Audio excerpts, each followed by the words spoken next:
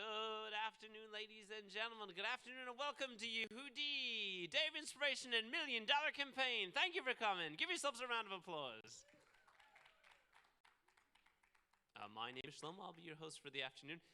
We're about to introduce one of our keynote speakers of the day. But before we do that, today is about inspiring yourselves and inspiring others. Be inspired and inspire others.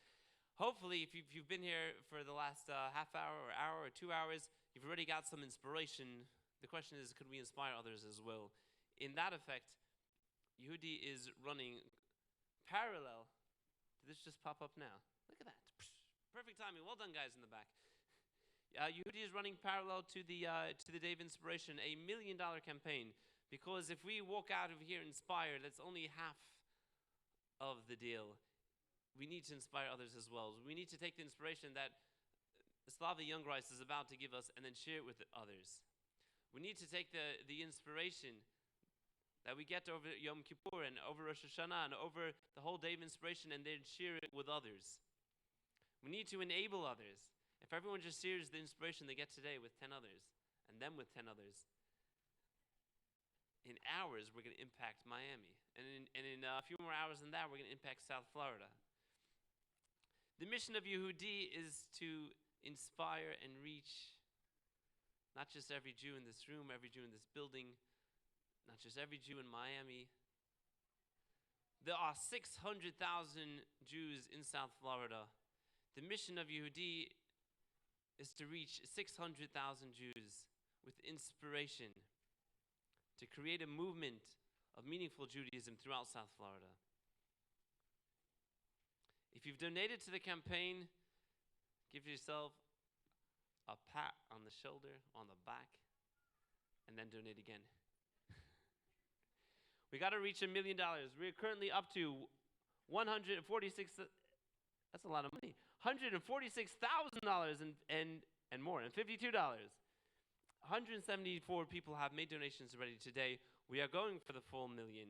Every donation you give today is quadrupled.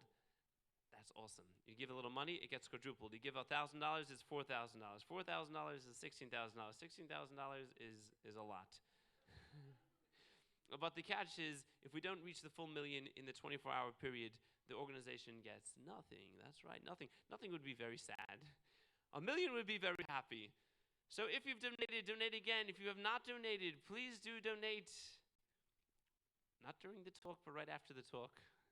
Or right before the talk. Well, you can donate while I'm talking. I'm fine. I can't even see you. I have a light right in my face. I don't even know if anyone's in. Is there anyone in this room?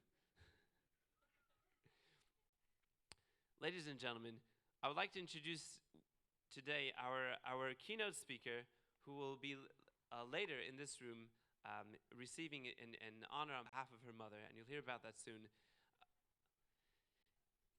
Today's talk is entitled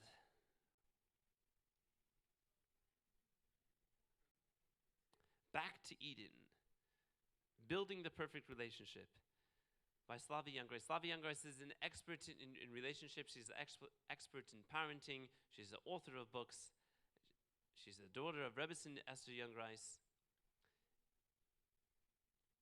She is incredible. I've heard her many, many times on YouTube, and I'm thrilled to finally get the opportunity to see her live and to hear her live. Ladies and gentlemen, please give a warm Yehudi welcome to the one and only Slava Youngreis Wolf. Thank you so very much. What a great honor it is to be here. I'd really emailed on Friday that I'm canceling because of the hurricane, and here we are, thank God. And I told the rabbi that I believe that God spared Miami because of Yehudi. So here we are, and it's really special to be here. I was invited to speak in Palm Beach, and as I got on the plane, I was very excited because the 2 seats next to me were completely empty, and you know that feeling when you're flying, and I spread all my stuff out, and I figured this will be great.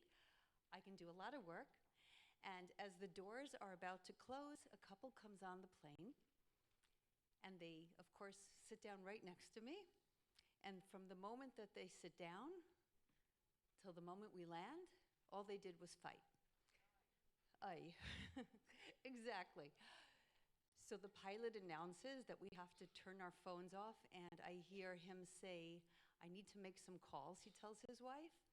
And I hear him calling people to say, we're going to Star Island for 2 months now. And she says, turn off your phone. And he says, I'm making calls. And she says, turn off your phone. So finally she grabs his phone. He does this on her hand. And for the rest of the flight, they're bickering and bickering and bickering. And I'm thinking to myself, how are they going to last for 2 months on Star Island if they can't last for 2.5 hours on a flight? As we're coming down to land, he says to me, and what will you be doing here? And I said, well, I'll be lecturing about relationships. So he gives me a look, and that was it. How is it that we come from the chuppah, and we're so in love, and then we can't even sit across the table from each other? What happens? So the Torah teaches us how to live.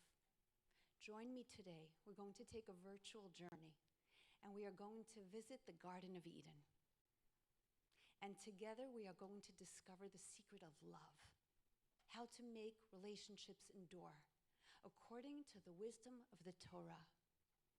So who is the first couple who ever lived? We know, Adam and Eve, Adam and Chava. But Adam, the first man, was created alone. And there he is in the Garden of Eden. He has everything. No mortgage payments, okay, no bills, no pressures, no headaches, no nothing. He has angels serving him. Food whenever he wants. And God says to him, I am going to bring to you every animal that I created, and you, Adam, you are going to name every animal. And here we see the beauty of Jewish wisdom. Comes the dog. And how do we say in Hebrew dog? Kelev, exactly. Do you know why? Adam, the first man, looked at the dog and said, this animal is my heart. Anyone who has a dog knows. You come home, maybe your wife's not talking to you, your husband's not talking to you, your kids are not talking to you, your dog, right? Your dog is jumping up and licking you and looking at you with those big eyes, and you feel so good. Kelev comes from the word kilev, like a heart. Because when Adam saw the dog, he said, wow, this animal goes into my heart. And in fact, I just read that a study came out that dogs and their owners have matching heart rates. Can you imagine that? Kelev, kilev, like a heart. Take another animal. And here you see the beauty of Lashon Kodesh, of the holy tongue. God said, this animal is a camel. What are you going to call it? And Adam says, Gamal. Why Gamal? Listen carefully. Lesson in living. Whenever you want to take a ride on an animal, let's say a horse or a donkey, what do you have to do? You have to climb up on the animal. But a Gamal, a camel, comes down. It's the only animal that will bend low and you climb over. Why? Gamal comes from the word gemilot chesed, to give. Because if you want to learn how to give to somebody, if you want to learn how to do a favor for somebody, don't make it difficult. Adam is teaching us, look at this camel. Instead of making us climb onto its back, it bends down. This is how you do favors for people. Let's say you say to somebody, I can give you a lift to the wedding, but you have to be ready, and you have to meet me at the corner, and it's going to be very hard, and you kvetch, and you complain, and you sigh a lot, and the person's like, forget it. Gamal teaches us, a camel teaches us how to do good. So Adam is seeing all these different animals, and then suddenly it dawned on him that each animal has a match. And he says, hey, God, what about me? Where's my match? Why couldn't God just create the couple together? And I'm going to throw a piece of parenting in here for all the parents and future parents and grandparents. Because if you are going to appreciate something or somebody in your life, you have to be hungry for it. You have to be thirsty for it. If God would have just given him a woman, a wife, he wouldn't have had that desire. He had to ask for a woman. He had to ask for love, to appreciate love. So when you see a child and you keep buying something for that child, and you buy 20 stickers and 30 Shopkins, right? And you have all those mitts all over the house and sweatshirts, and then you wonder why there are headbands under the couch and in the car and under the bed, and why do they keep losing it? Because they're not hungry for it. We keep giving and giving and giving, and there's a lack of appreciation. So God wanted Adam and all the future Adams in the world to appreciate the woman. When he asks, God creates for him a woman. Ha'isha, the woman. And he looks at her, he wakes up, he looks at her, and he goes, wow. Wow. Etzem atzam, my bone of my bones. Basar bisari, flesh of my flesh. Wow. But you know what he does not say? He does not say, nishama nishmati, soul of my soul. Do you know why that is? Because when you love somebody, that initial love, that's not really love. Sometimes it's lust, sometimes it's desire. That's not love. That's not a soulmate. You know when soulmate comes? Nishama nishmati, soul of my soul. When you go through things in life, that's real love. When you stay up at night and your heart is beating fast and you're so worried, and the person next to you, your husband, your wife says, it's going to be okay. I promise. We're going to make it. I'm here for you. I love you. We're going to get through this. That's love. When you stay up the whole night and you can't breathe, and that person next to you, you realize is not just a roommate, but a soulmate, that's neshama nishmati, soul of my soul. But Adam did not reach that level yet. And it reminds me, some years ago, every Tuesday night, we had Hineni, where my mother would have over 1,000 singles in the room. And she would teach them Torah. My job was to make matches. At the end of the class, I would have a Polaroid camera, okay? There'd be this huge line of young men and women, and I'd have to match one to the other. One night, there was a young man who came to me, and I realized that every single week I'm setting him up. And every single week he's back, and nothing's happening. So I say to him, I think I have someone good for you, and I point, and he says, no. And I say, how do you know? How do you know now? He said, when I meet her, it's going to be, I'll never forget this, it's going to be electric. And I say to him, listen to me, my friend. Electricity burns out. You have shorts, you have blackouts, and you have brownouts. And that's life. You might have electric in the beginning, but it has to be more than this.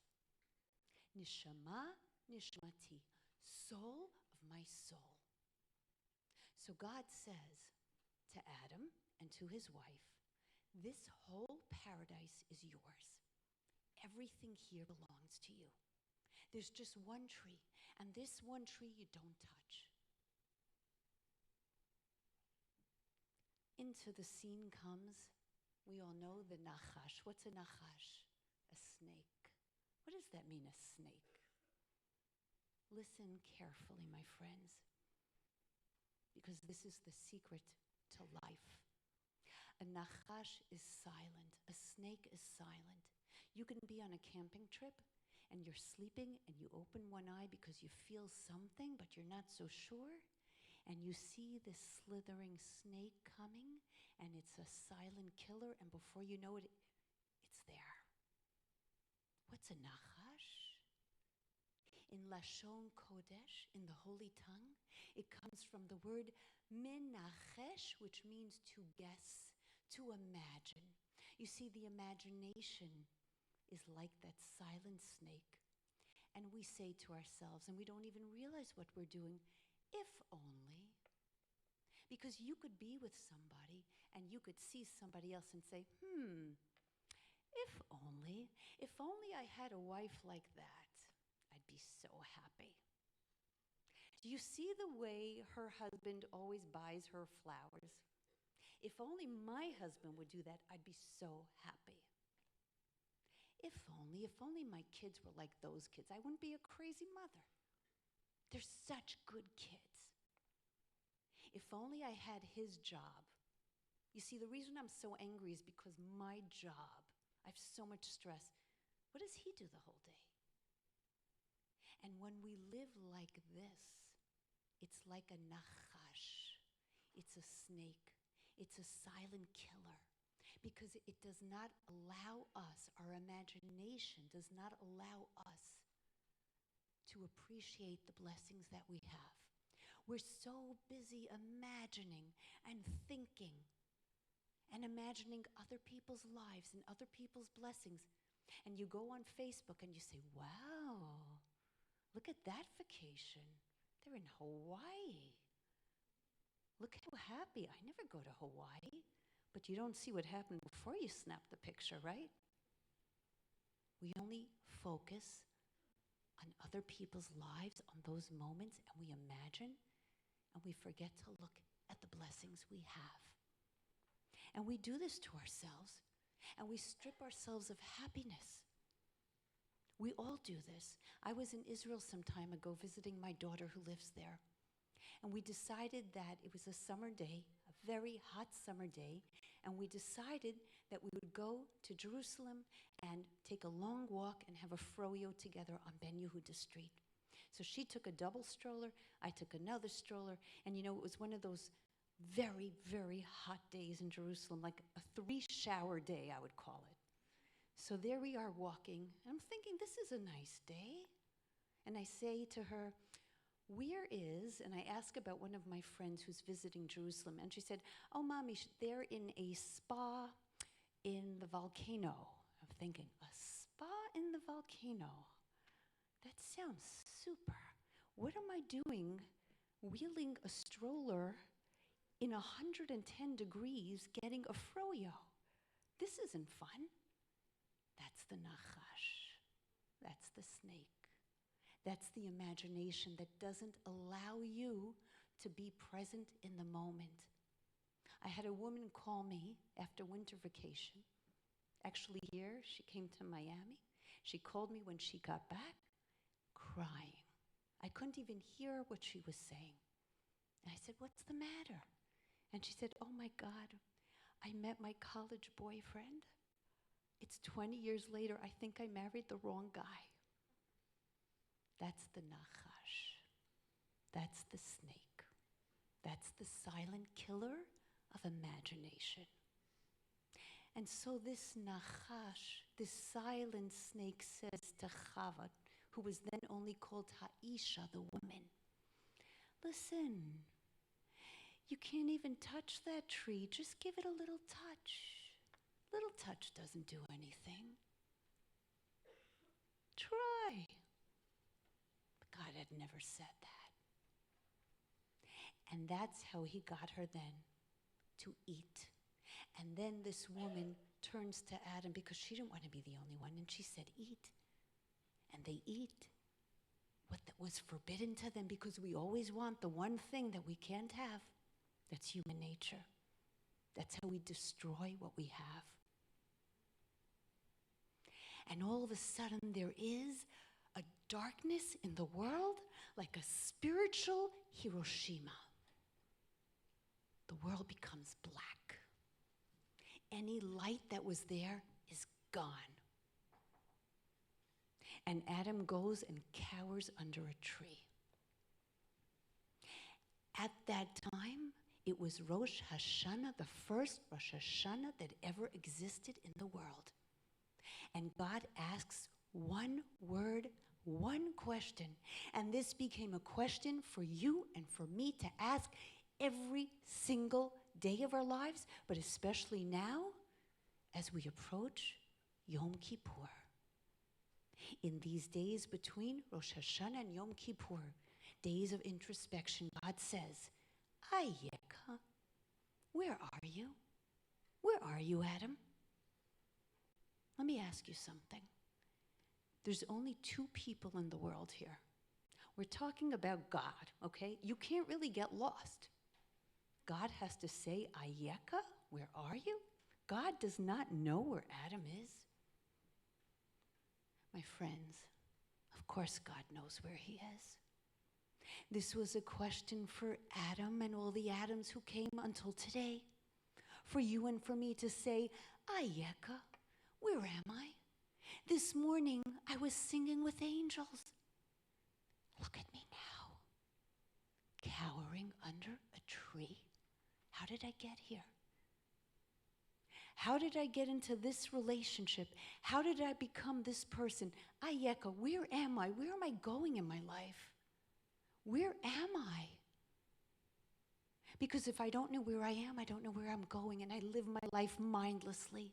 And that's how we make mistakes in life, and we lose time, precious time.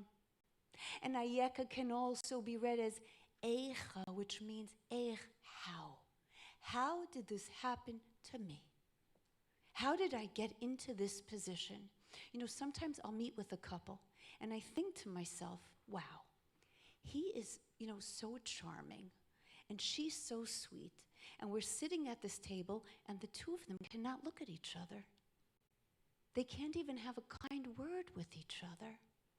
Eicha, how did this happen? How is it that under the chuppah we look at each other and everything's so perfect, and we get to this moment where not a word comes out that's not hurtful? Ayeka, where are you? Eicha, how did you get here? I was sitting with a couple, and they were having difficulties. And I heard what he had to say, and I heard what she had to say, and then I said, I have homework for both of you. And I turned to her and I say, you're going to be first, but don't worry, he'll have his time in the sun. This is what I want you to do, I say to her. When he comes home every night, I want you to get off your computer. I want you to get off your laptop. I want you to look at him, and I want you to say something like, hi, honey, how are you? How was your day? I'm so happy to see you. Okay? And she goes, I can't do it. And I look at her and I say, you can't do that.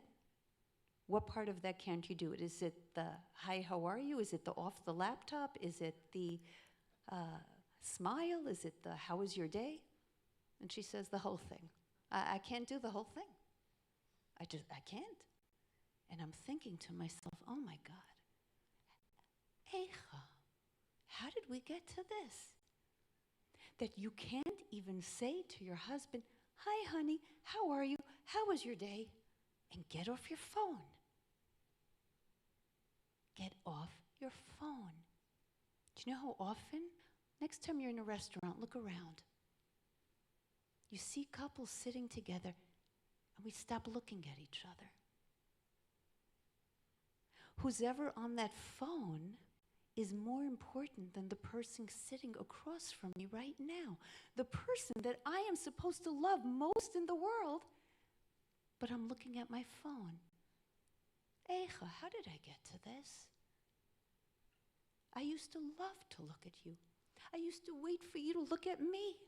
And now we both do this? There's one question that we must ask ourselves when it comes to Shalom Bayit. And that means when it comes to the peace in our home. And what is that question? The question is, for this I lost my Shalom Bayis. For this I lost the peace in my home. You know what? When I speak to couples who are having difficulties and challenges, most of them do not even remember what the original fight was about. Most of them just remember that there was a certain point where they stopped talking to each other. They had an argument. Most cannot even remember what happened. And that bad feeling just keeps growing. For this I lost my Shalom Bayis.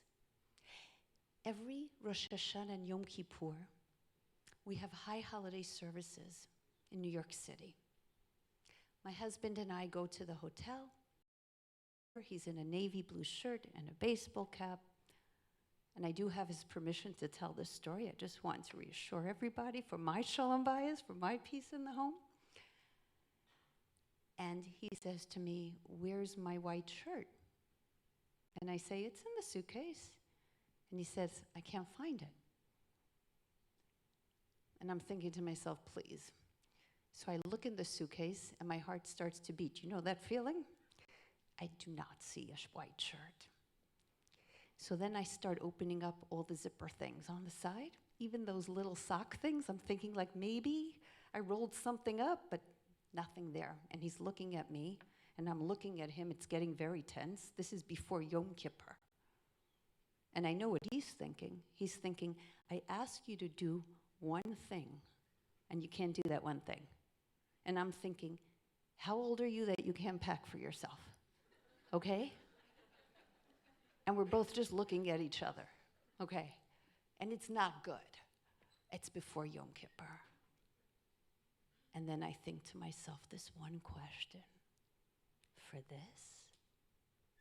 this, I'm going to lose my shalom bayis, my peace in my house. For a white shirt, I'm going to give up harmony and peace. And I say to him, you know what? We're in New York City. I will run out and get you a shirt. And he said, where? Don't worry. I run out, come back with the shirt. It's many years later. The shirt is frayed. It's stained. A little torn at the collar, but I've never thrown it out. You know why? It's my shalom bayis shirt. It's my reminder that is always there telling me, for this, I would lose my shalom bayis for a shirt. And it's something that you and I must ask ourselves when we are in a relationship all the time, every single day. Eicha, how did I get to this point that we're not talking to each other?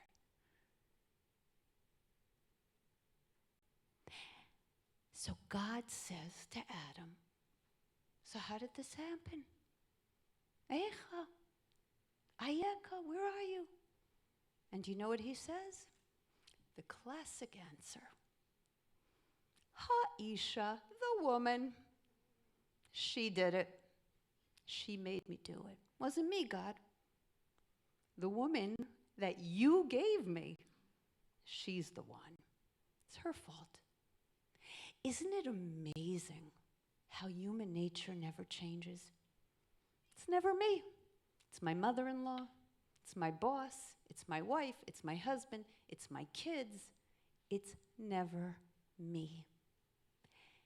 As long as it's never me, we can never really answer this question with honesty. Ayeka, where are you? Where are you? There was a very incredible story in the Gemara.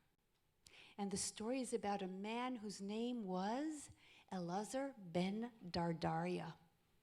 Elazar ben Dardaria, he sinned the most terrible sins. And when he was about to sin a most terrible sin, the woman that he was with said, Elazar ben Dardaria, I want to tell you something. You are going to the pits of the earth. You are going to burn. And he says nothing. And then he gives out a shout and he says, Shamayim va'aretz, heaven and earth, answer me. There's silence. Harim ugvaot, mountains and valleys, answer me.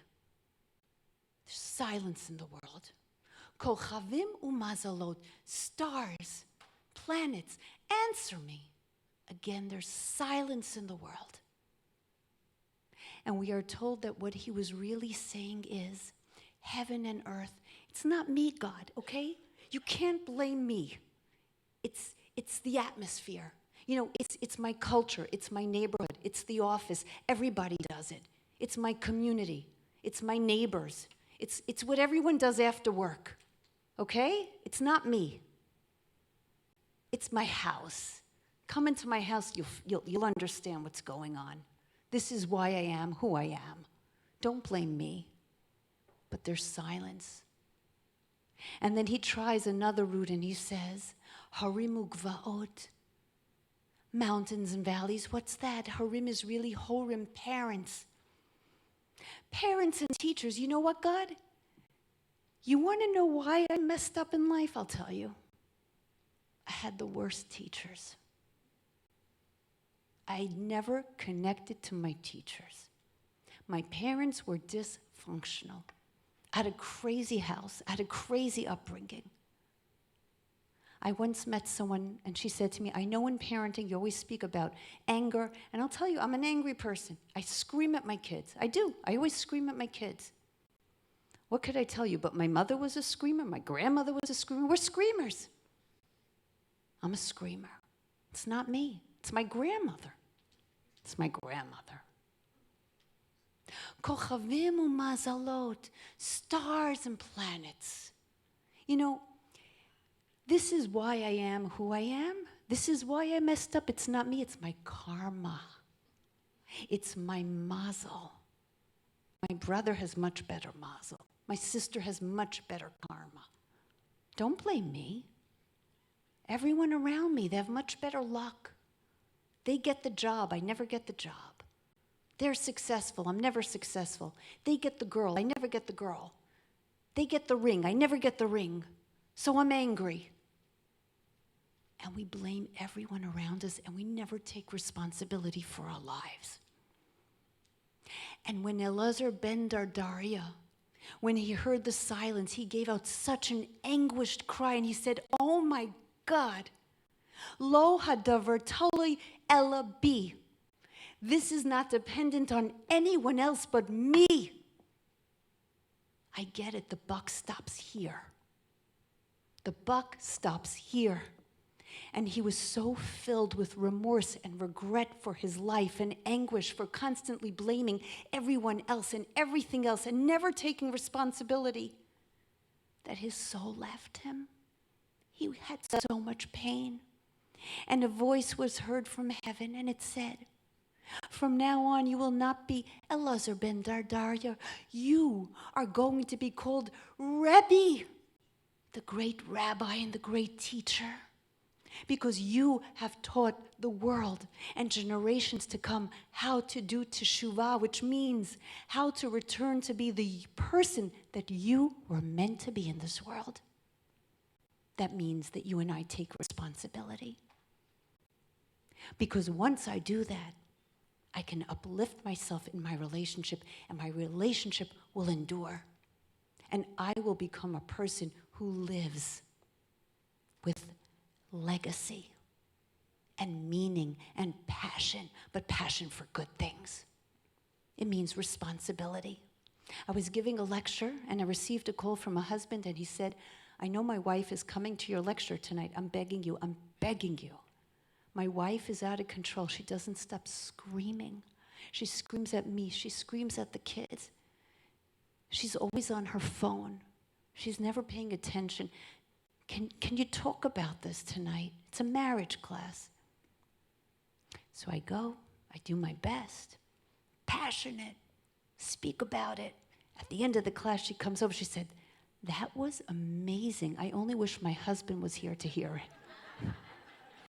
True story. Because that is human nature. It's never me, never me. So God, when he hears this, it's not me, it was her. God says, you know what? Out of paradise. You never appreciated. You stopped appreciating. You don't deserve to be here. Out. And you, Adam, you are going to have to sweat. You are going to have to sacrifice to make a buck. Everything came so easy to you. Now you're going to learn what it means to appreciate. And you, woman, you're going to see what it means sometimes to feel pain in life, for children, for relationships. Don't take life for granted. You got to sweat to feel, to grow. And so out they go. We were discussing this at my Shabbos table some time ago. My son, who was then 9 years old at the time, said to me, "Ma, that's a terrible story. What happened to them? Did they get divorced?" And I looked at him and I said, "Ellie, Ellie, Ellie, my sweet little boy,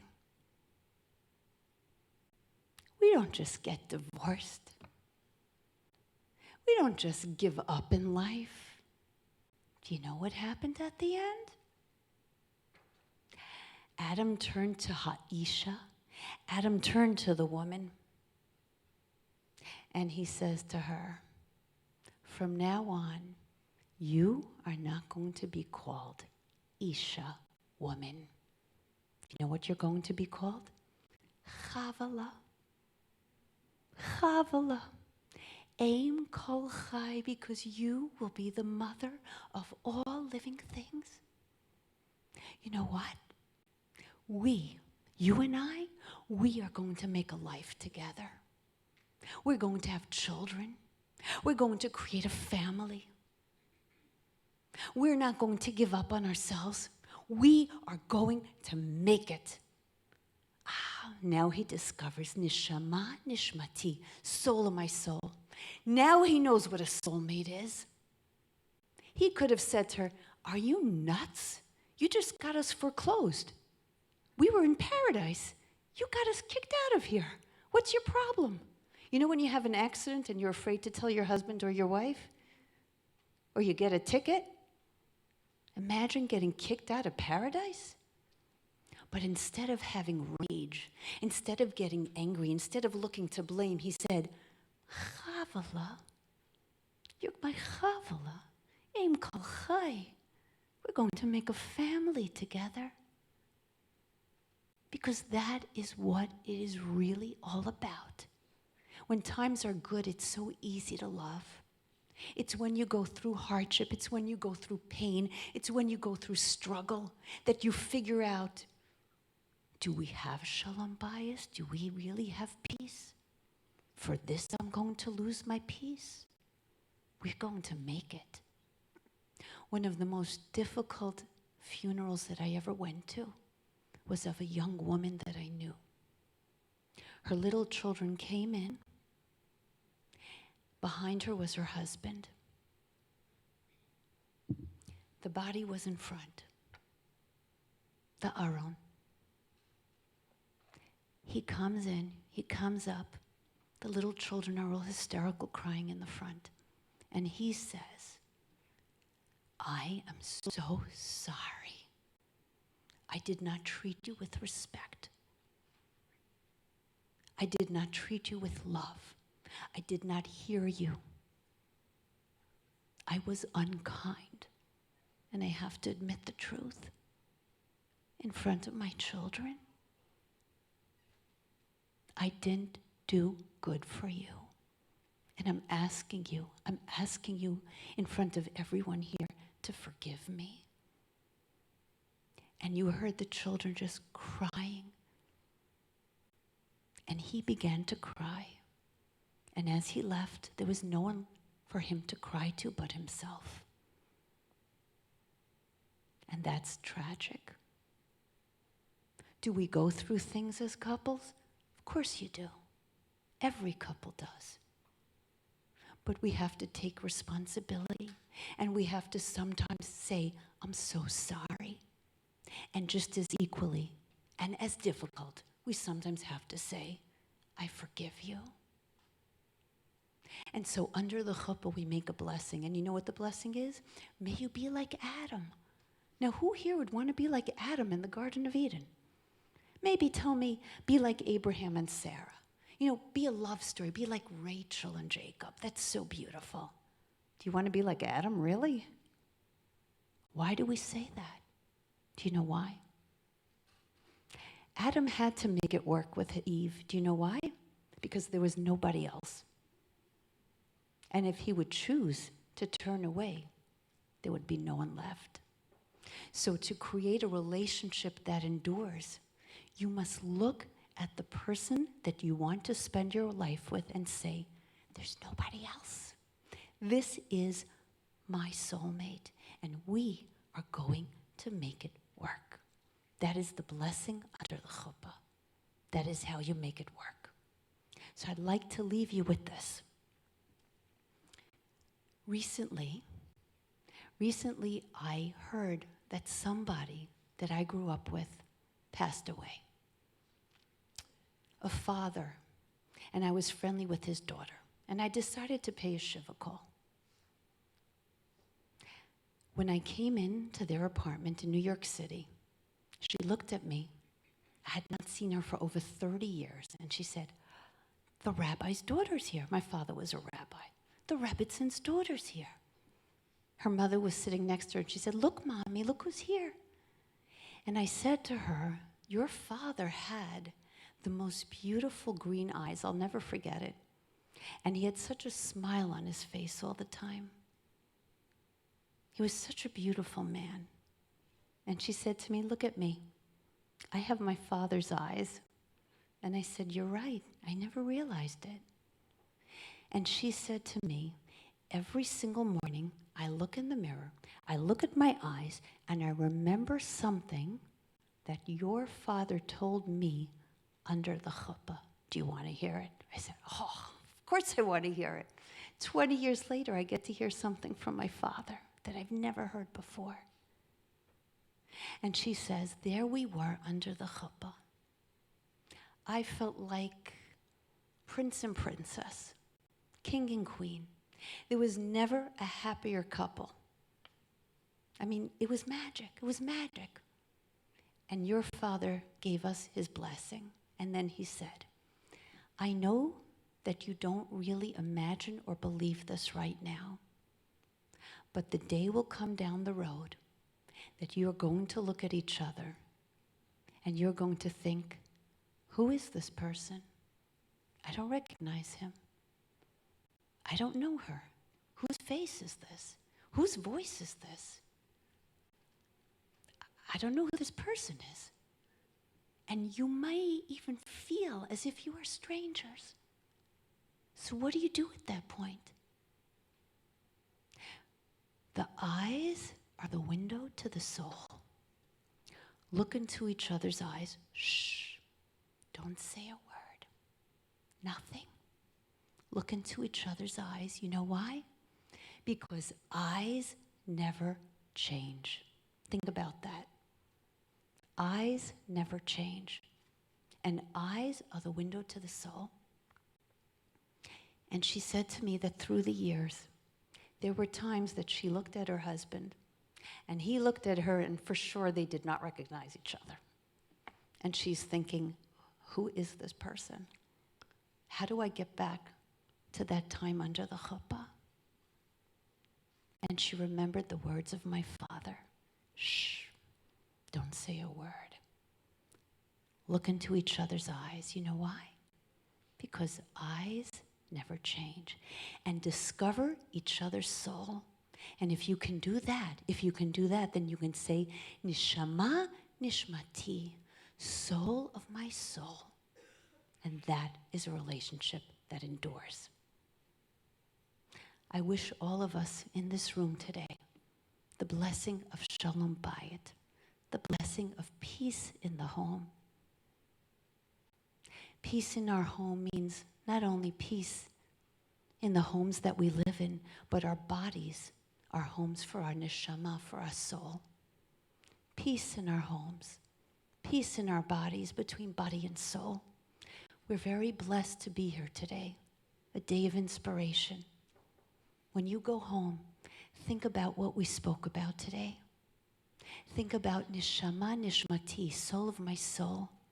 Think about asking in quiet, without phones, without Instagram, without Facebook. Think about, Ayaka, Where am I? How did I get to this place? Where am I going in my life? Eicha, how did this happen to us? And what can we do to make it better? Think about the nachash, the snake that comes silently and doesn't even allow us to enjoy our blessings. And think about the way the snake keeps shedding its skin over and over again, but comes back. That's imagination when we think they have it better. And think about the young man who had to say, I'm so sorry for hurting you, for not listening, for being unkind. Because thank God, you and I are here, and we have opportunity every day to make our today better than our yesterday. Let's do it. Thank you so much.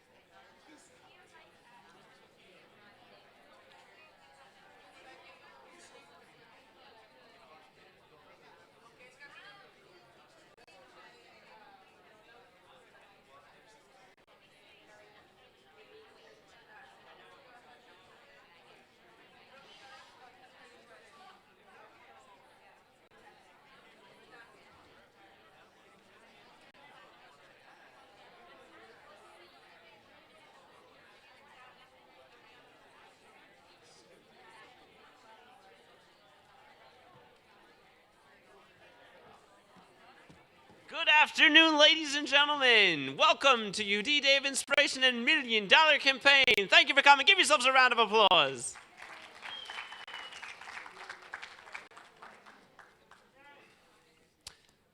I cannot see a thing. Hold on. Oh, here you guys are. By a quick raise of hands, who so far has contributed to coming today? Who came? Oh my gosh, 100%. And by a raise of hand, who has donated so far to the $1 Million Campaign? Raise your hands, raise your hands. Who has donated twice? Keep your hands up. Who has donated 3 times? Who has donated 10 times? I'm just addicted. I got that card and I'm just going again and again. But you too, it's a good addiction. You can pick it up. We're at $188,692. 18% there. Everything you give today will be quadrupled. Even if you give a second time, it's still quadrupled. If you give a third time, always quadrupled. The catch is, we got to hit $1 billion within the next 18 hours, 48 minutes, and 47, 46, 45, 44, 43 seconds. If we don't hit the full $1 million, the organization gets nothing. And you might ask yourself, why do we care if this organization gets $1 million? And I'll tell you why. Because Yehudi was founded only 22 months ago. And in 22 months, a revolution has begun, a movement has begun, a movement to inspire meaningful Judaism throughout South Florida. And there's program after program after program after program. If you just take a look in your little handy-dandy booklet and you flip to the last page, you will see over 30 incredible programs. You have the Yehudi on Campus, Yehudi Fellowships, Yehudi Day of Demonstration, FIU North-South programs, Holocaust Education, Yehudi Multimedia, Sinai Summer Retreats, Israel Seminary programs, Law Lunch Learns, Med Lunch Learns, Nova Lunch Learns Community, and more and more and more. Loads of things that Yehudi does on a daily basis. This is thanks to the contributions from South Florida. The contributions of you guys, the people sitting in the room right here. It's an opportunity for you to be a part of this movement. And what is a movement if not for people caring about other people? What is a movement if not for Jews caring about their fellow Jews? What is a movement if not for people doing what they're comfortable with and then stretching a little bit beyond their comfort zone and doing that as well? And then stretching a little bit beyond that and doing that as well, because you know you're doing it for the Jewish people. You know you're doing it for the people sitting next to you. But more importantly, look around and see the people next to you and see all the people not here. Look at the empty seats. Yehudi was not created for the seats that are full. Yehudi was founded for all the empty seats in this room, for all the empty seats in the synagogues around South Florida. It's our responsibility to fill those seats. If you have a phone on you, you can make a donation right now. Yehudi.today will take you right to this page. Your name will pop up there, and you will know that you made a difference for the Jewish future.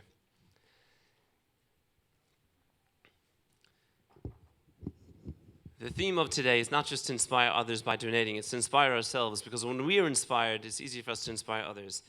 To inspire ourselves, Yehudi has brought together 4 of the greatest speakers of our generation, all under one beautiful roof in the Hyatt.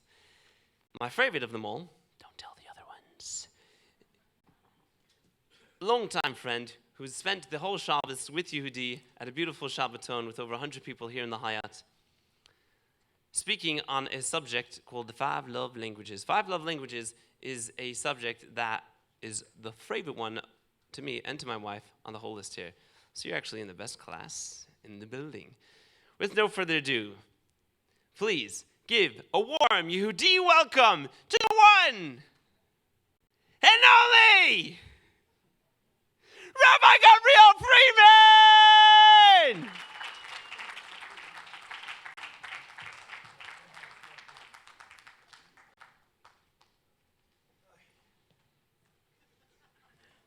I wasn't sure if that meant now or whatever.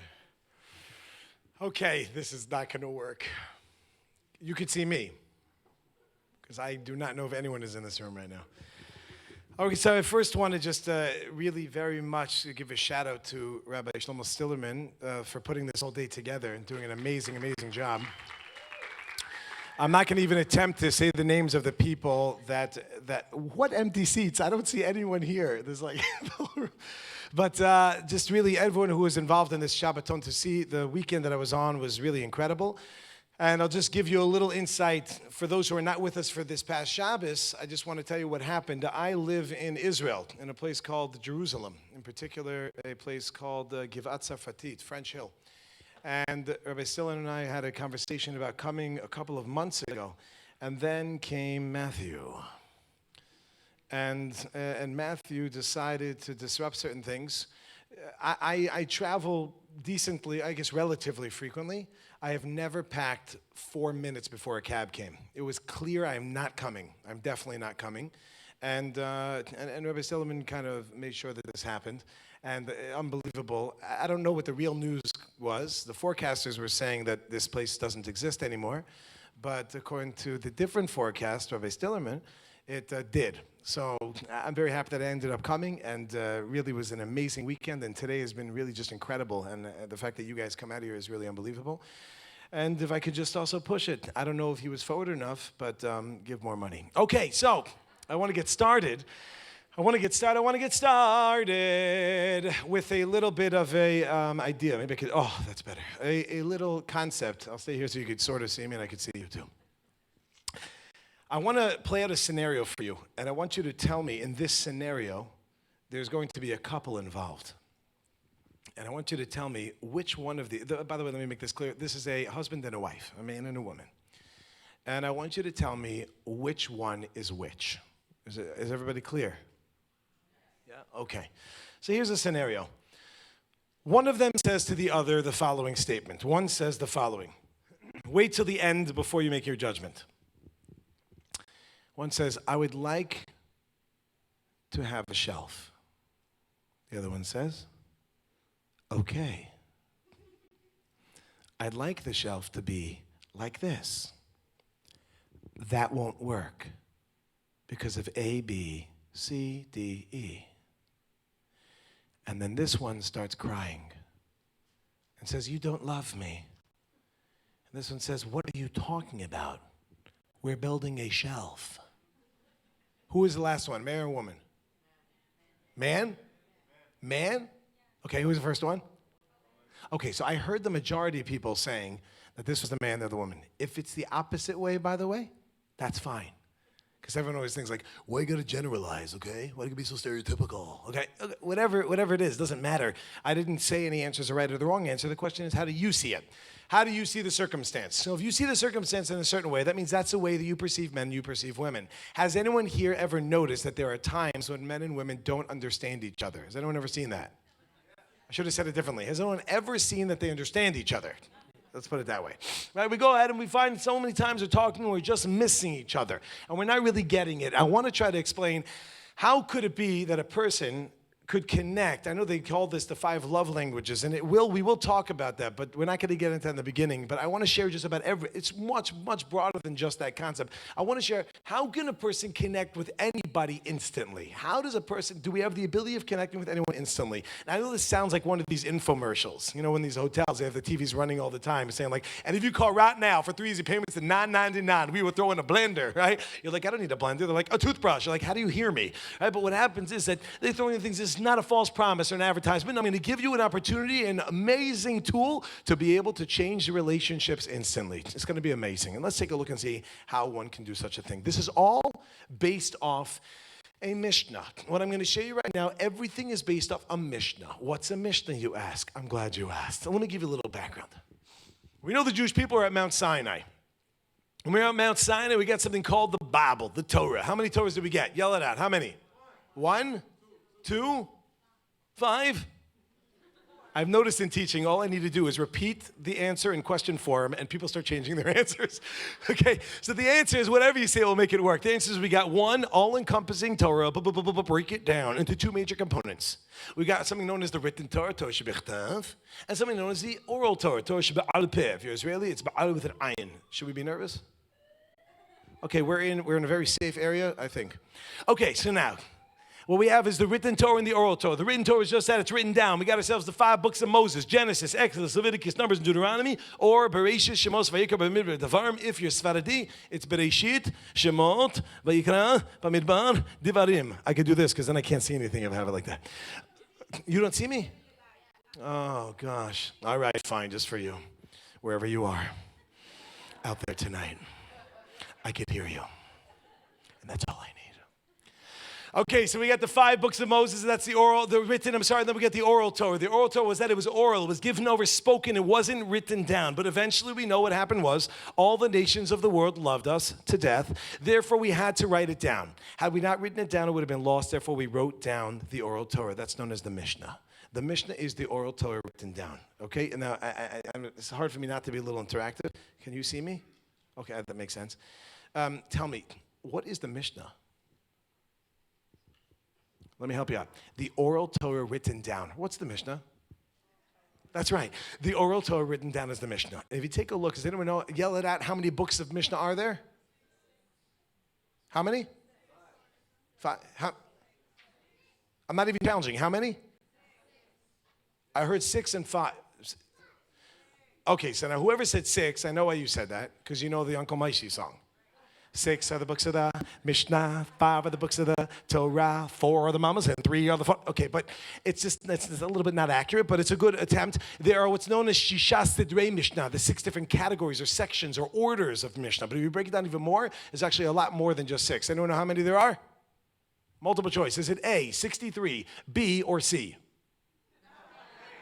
A is correct. There are 63 books of Mishnah. Now, in those 63 books of Mishnah, one of them is known as Avos, or Avot if you're Sephardi, or if you're from Taiman, it's Avath. Now, if you take a look over there in chapter 2, Mishnah 4. I know what you're thinking. Some say it's Mishnah 5. It depends on your version. But if you look over there, it says the following statement. Chapter 2, Mishnah 4, 2:4. Comes along Hillel. Hillel was a great, great sage. And he says the following idea. Says Hillel, many, many things. One of the things he says is as follows. Al tadin es chavercha ad shetagia limkomo, which means, do not judge your friend until you will come to their place. Now, I'm saying this all seriousness. If I wasn't blinded, I would do this a lot more interactive. But we're going to try to do this not like that. And this is hard for me, but I'm going to do it. Here we go. What does it mean when you say, don't judge your friend until you will come to their place? We all know the expression, don't judge a man till you walked a mile in his shoes. You're a mile away, you have his shoes, you can do whatever you want. But another understanding of this is as follows. Does anyone know what the problem with this statement is? Don't judge your friend until you will come to their place. What's the problem with that statement? Say louder. That person's place is always changing. Someone else? Excellent. It's right spot on. These really work together, assuming that's what you meant. It goes like this. There's one word in that phrase that should be changed. In English, it's don't judge your friend until you will come to their place. Which word is problematic? The word until, because until presupposes that you actually can get to somebody's place. But let's be very straight, my friends. You never have been in someone's place, nor will you ever be in someone's place, in which case you could never really come to judge anyone. When the statement says, don't judge a friend until you will come to their place, that means to say, I can get, but you'll never be in someone's place. You may say, oh, but I was in a similar place. Oh, but I experienced a loss and they experienced a loss, and that may be true, and you might be similar, but you'll never be in the same place as somebody else. So what it should have really said is, don't judge your friend. Well, I wouldn't say period. The reason I wouldn't say period is very simple. You see, if we got rid of judgment, we would get rid of relationships altogether. Judgment is neither good nor bad. Judging good is good, judging bad is bad. But judgment itself is neutral. Does everybody understand what I just said? If we did not judge at all, then if somebody bought us a gift, would our relationship change in any way, shape, or form? The relationship wouldn't grow. Someone buys you a gift, you don't judge them in a way of like, oh, you're trying to build this and it's not going to grow. But somebody comes to recognize, oh, it's good. So then what should have said? Don't judge your friend badly. At all. Let's try again. So at all, I wouldn't say. And the reason why I wouldn't say is because if you don't judge at all, then you don't have a relationship. I mean, imagine I bought you a birthday gift and you didn't judge me positively, our relationship wouldn't grow. So what it really should have said is don't judge your friend, alta nit chavercha, not ad shetagia lemkomo, but rather because you'll never be in their place. Don't judge your friend because you'll never be in their place. But the Mishnah doesn't say that. So what does it mean? What does it mean when it says don't judge your friend until you come to their place? Someone help me out. What does it mean? You're off the hook. You can say whatever you want. I can't see you. Whatever you want. Just yell out. It doesn't matter what you say. Ice cream. You say anything you want. Oh, excelente. I don't know who you are, but that was wonderful. The answer is as follows. The Mishnah is coming to teach us something quite incredible. People, in order to have a relationship with anybody, the only way to do it is as follows. Don't judge your friend until you will come to their place. But I'll never be in their place. You're right, but the Mishnah is telling you at the very least, attempt and try to get into their place. And by the way, when you get into their place, you should know something. You're not there. Even when you get there, you're not there. But if you don't try to get there, you definitely ain't there. That, my friends, is the difference between having no relationship to having what's known as sympathy to having what's known as empathy. And I'll give you an example of what I mean. Let's try to make this real. What I just said to you right now, this is crazy because sometimes we hear things and we don't recognize. I just changed your lives. I'm not saying for the better, but your lives have changed. And you have to recognize only if you really got it. Subconsciously, you're good. Problem is whether we realize it consciously. Maybe I should have said it differently. Consciously, maybe you have it, but subconsciously, we don't. Listen to what this means. Don't judge your friend till you get in their place. The only way to have a relationship with someone in a real way is to get into the place, understand where they're coming from, really get them. What do we all want besides money? We all want happiness. What's the idea a little bit deeper within that context? Is we all want to be understood. Everybody wants to feel like, okay, I make sense. Oh, you get me. How do we feel when we feel understood? We feel amazing. Even if we don't agree with one another, at least you understand what I'm saying. And you get my position, you understand my point of view. That changes everything. It's a game changer. Take a look and think about between relationships. You ever have a situation where you have, I'm going to go with spouses for a moment, but it could be also friends, it could be relatives, it could be anything, where you go ahead and someone says, you just don't get me. No, I get you, but you don't get me. No, you just don't get me. What are we saying? I just want to be understood. Do you understand me? Yes, I understand you, but you don't understand me. I understand you, but you're not, and it goes back and forth. Powerful. How does one really get to this point? So let me give you an example, and I'll share with you what I'm talking about. Does anybody here, by a show of hands, know anyone that's an alcoholic? I'm just pausing for the fun of it. I don't know if you're actually with me, right? But let me try. Does anyone know someone's an alcoholic? Raise your hand if you know. If it's you, put your hand down. I just lost a lot. Oh, there goes the crowd. All right, so listen to this, my friends. I want to share with you a story. This is a story which is a personal story. It's about something to do with me, hence the word personal. I have a friend. Yes, one. And this friend of mine, he's a good guy. He really is a great guy. He got married, and he didn't even realize the issue that he had. He had a drinking issue. He didn't realize it at first. He would drink. And then he got married, he had a child, and he went through something traumatic in his life, a real trauma. And when he went through it, he got more involved in drinking, and it started to come out. He has a serious issue. When I say a serious issue, some of you might be familiar with people like this and different organizations as such, but he was in a circumstance where he needed to be living in a place which is going to help him get out of this. And the cost of his being there was $16,000 a month. He was there for 6 months. It's $96,000. And if you give us today $96,000, what we get is. So anyway, I don't know the math, you figure it out. So it's 400,000 minus 16,000, 86,000. So anyway, so what happens, people, is 860,000. So we see, understand, my friends, powerful. This guy becomes an alcoholic, or he always was, it becomes uncovered. And I want to tell you personally, I don't get it. I don't get it. Some of you might think I drink, but I don't drink. I never got into it. I don't drink. I don't get the concept that someone's walking by a bar and says, I must imbibe of that right now. Like, I don't get it. It doesn't make sense to me. And I'm thinking, what's wrong with this guy? How could he do such a thing? And I'm trying to understand. I just don't get him. How can I relate to him? How silly can he be? And I'm trying to figure him out. And I'm thinking, and I finally got it. I get him. I might not be an alcoholic, but I also have a problem. if you can keep this between us, my wife doesn't realize the extent. But my first love, chocolate, in particular Reese's peanut butter cups. If you want to get a little more intense, it's actually fast break. If anyone knows a fast break, that stuff is push it awesome. That'd be great. I should get ads for my speaking here. Saying people say like fast break today.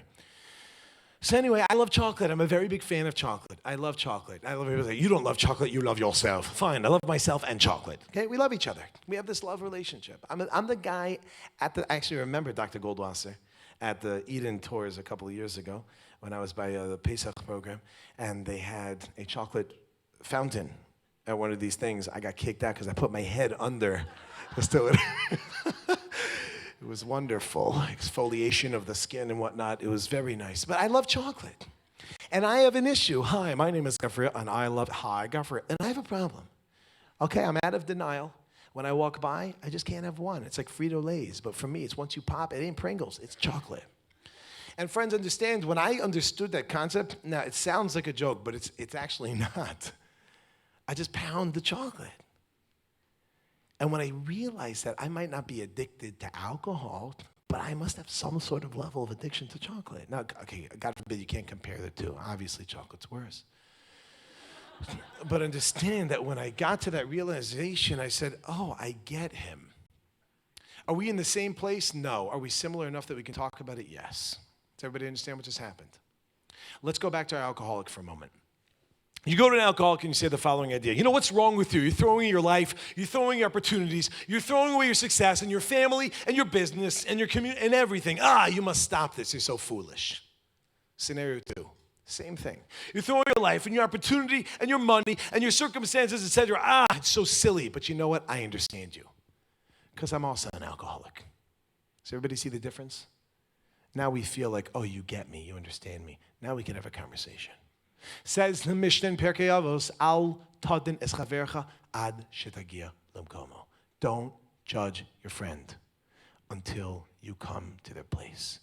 Get in their place. Think back to like a conversation, maybe it was today for some of you, to a parent and a child. You know, you have a child who's like, let's say a child, a kid, let's say a kid in the family, 20 years old. Or 15, you know, and the mother's like, I also was 15 once. And the kid's like, no, you weren't. Yes, I was. No, you weren't. Yes, I was. No, you weren't. Yes, I was. No, you weren't. You're not even my kid. What? Okay, flashbacks. But understand. And what happens is we go to and say, you weren't. And it says, yes, I was. I was in your circumstance. But you know what? Many parents maybe don't realize you're not giving it over in the way that the kid could get. So you're saying you were, but they don't get you. They don't even get you that you get them. So you're not going to get each other.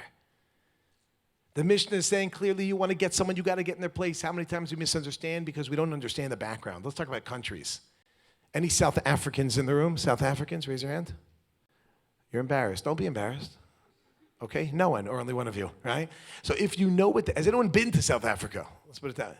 Has anyone heard of South Africa? Okay, I was about to say, does anyone here actually speak English? Okay, so if you've been to South Africa, you might be familiar with some of their lingo. If you know what this is, then don't say anything, okay? Let me see, right? Hi. Have you been to South Africa? But you were on a trip with South Africans? Were they there on the trip? So you're disqualified. South Africa? Have you been to South Africa? Do you have South African friends? You know someone from South Africa. Okay, good. Let's start with you. So I was in South Africa a bunch of years ago. I was there. This is the first time I went. I think it was 7 years ago or so. And I get to South Africa, and I got to go somewhere, and someone calls me up, and I said, okay, when are you coming over? And they said, well, we're coming to fetch you. And I was like, what? That was the first thing. I was like, woof? Like, I don't know what that meant. You know, okay, but they're like, coming to fetch you. And I was like, okay, I'll fetch me. And I guess they were like English South African. And I said, all right, great. So when are you coming? So they said, oh, well, I'll be right. I'll be there just now. Okay, did you get that? Did you understand what I just said? So they said, I'll be there just now. I was like, you'll be there what? Did you just help her? Are you helping her? So you're done. Next, disqualified. Somebody else. My French friend. Yeah, what's your name? Say it again. Jeremy Spoken. Jeremy. Listen to me. You've heard that one. I'm sorry. I apologize. Or you haven't because it's not French. Jeremy Spoken. Okay, Jeremy, I got a question for you. Have you been to South Africa? Okay, so quiet over there. Listen to this, all right? Jeremy, someone says they're going to come pick you up just now. What does that mean to you? They're here. So I was like, you'll be there just now? And and I'm like, what? Click. I was like, what? So I got my bags and I ran outside and I'm like waiting. I'm like sitting on the curb. I will now demonstrate. So there I was. 45 minutes later, they pull up. I was like, where were you? And they go, where were you? I go, what are you talking about? I was here. They go, well, I'm here. I'm like, but what happened? They go, what happened? I said, are we going to keep doing this? They go, are we going to keep doing this? I said, oh, come on, really? What happened? They go, what do you mean? I said, well, you said you're going to be there just now. And they said, yeah. I was like, wait a minute.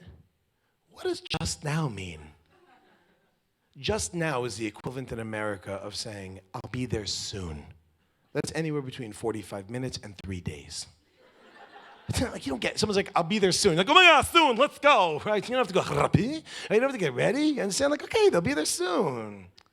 How do you say in South African that you're coming now? Anyone?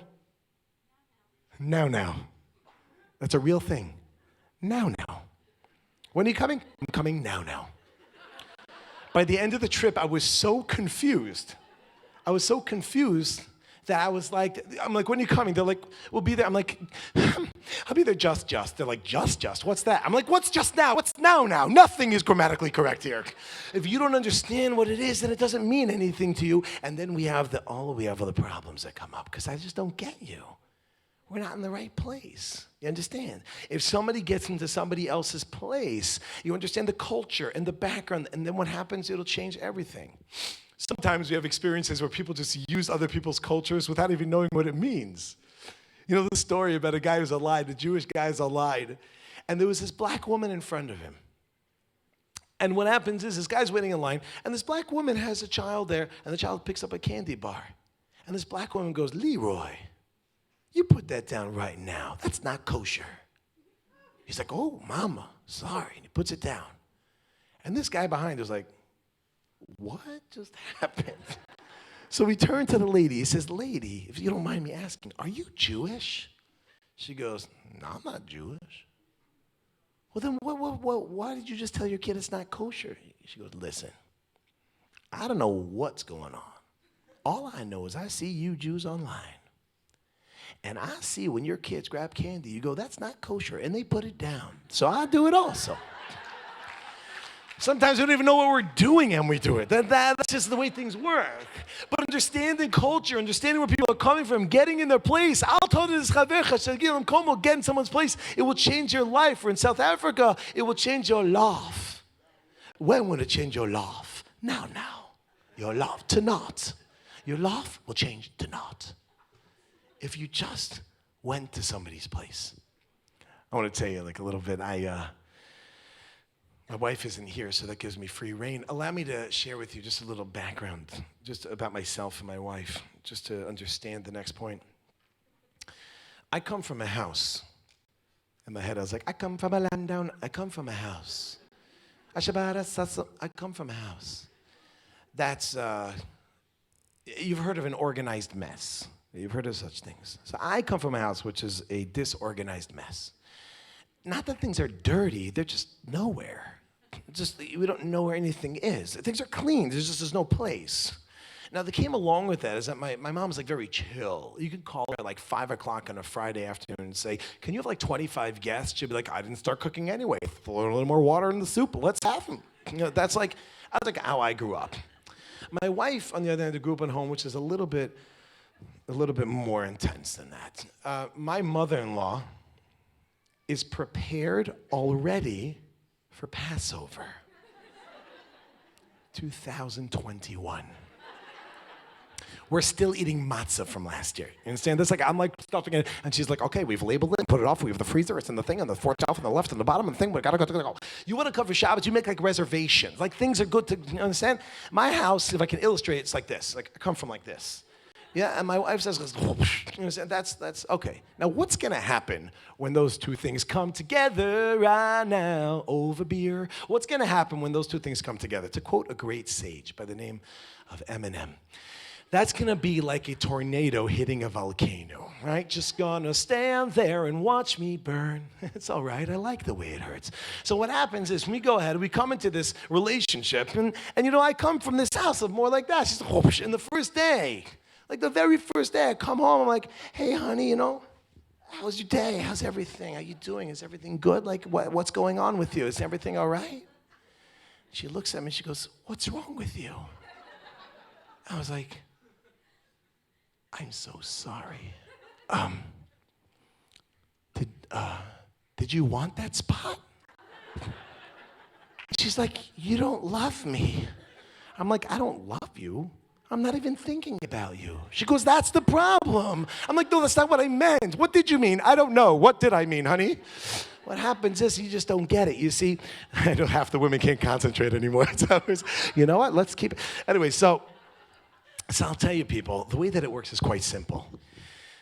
If my wife would stop and think for a moment, I'm not coming against her. But how many times do we think when somebody does something like that? You see, you don't care about me. What that might or might not be true, okay? But that's not the discussion at hand. My throwing a jacket on the floor has nothing to do with you. Does everybody hear what I just said? I grew up that way. That's just how it is. And if you realize, should it be that I should work and change a little bit? No. Understand, just adapt. That's why my wife put this hamper, like when you walk in, it's on the side. So when I throw my socks, it just hits the wall and goes in. So understand that people, it's just where you're coming from, but we take it the wrong way. Let me give you a little example about this, and then we're going to get more quite deep. There was a couple that was married for many years. Apologies, in all seriousness, not to be facetious in any way. If somebody went through this personally, peripherally, you have a couple that's married for many years, and after many years of marriage, they decide they're going to get divorced. It happens.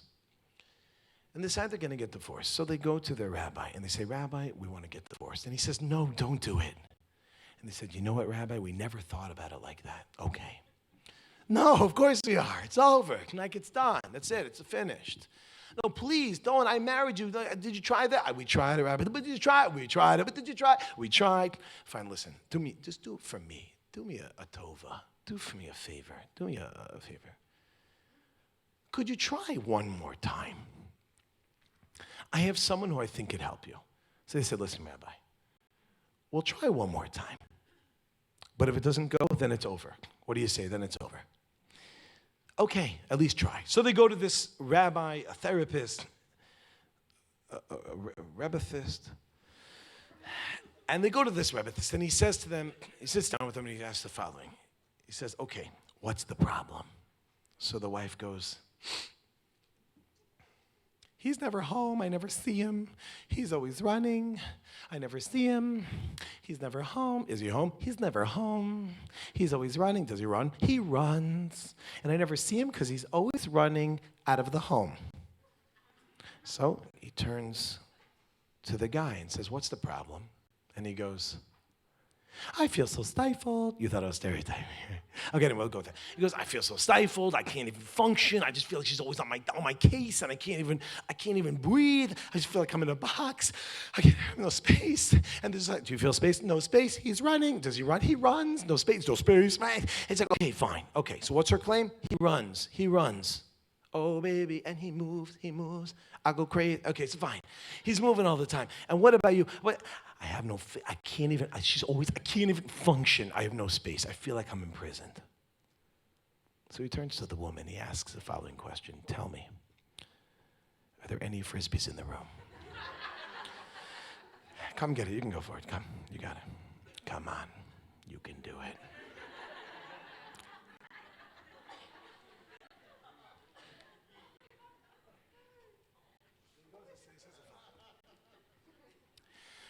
We're going to be auctioning that Frisbee for just, oh, it's not here. Okay. Anyway, tell me, what was breakfast like for you as a kid? This is what he says to the woman. What was breakfast like for you as a kid? What was her claim? What was her claim? He's always running. Again, I only heard women there, interestingly. What was the claim? The men are like, what's the problem? Yeah? Okay, so he's always running. He's always running. So he goes ahead and he asks the woman, tell me what was breakfast like as a kid. He goes, she goes, breakfast? Breakfast was amazing. It was incredible. It was unbelievable. We sat together as a family. We had a 3-course meal. My mother used to make pancakes, and she made cakes, and she manufactured apples. And it was amazing. It was just unbelievable. And he goes to the man and says, what was breakfast like for you as a kid? He goes, breakfast? What's breakfast? My dad was out the door before the beans were even cooked in his cup. Did everybody hear what's going on? What was her claim? He's always running. What was his claim? I feel so stifled. Now tell me, why did she say he's always running?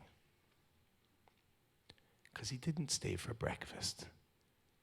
Do you think it means he was always running? How many times do we speak in sweeping terms? You always do that. You never do that. You're always never doing that. How many times do we say things like that? Is it true? Is it always? You never call me. Never? Then the smart man goes, never? Let me show you. Look, 12 seconds yesterday. Fool, what is she saying? Call me more.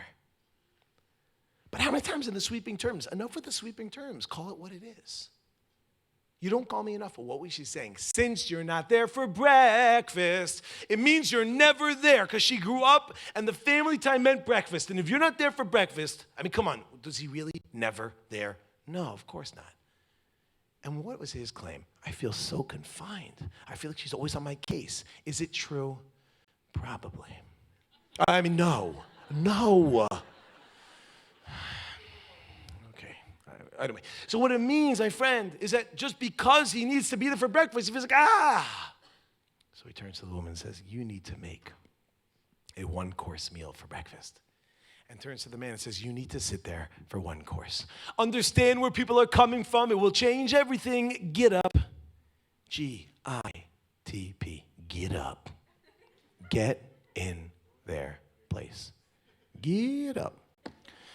If you just get up, my friends, it will change your relationship. How quickly? Bam, like that. Bam. You put yourself in someone else's place, bam, it changes. I'll prove it to you. Wow, I don't have so much time. I'll prove it to you. I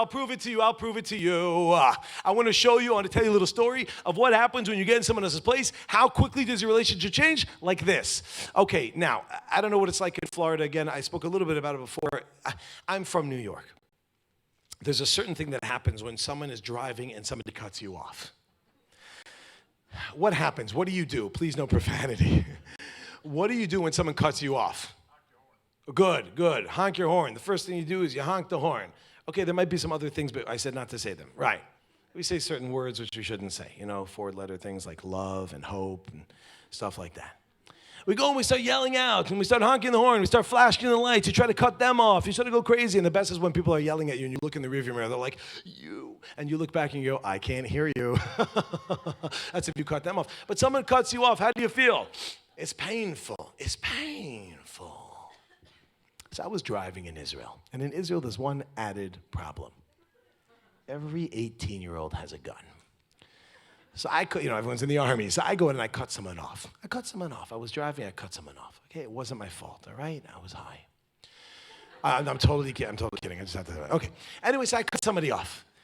And then what happened? I didn't check my blind spot. It was a negligent. They call it an accident for some reason. That's not an accident. That's a negligent. Okay, I pulled a negligent. I didn't check my blind spot.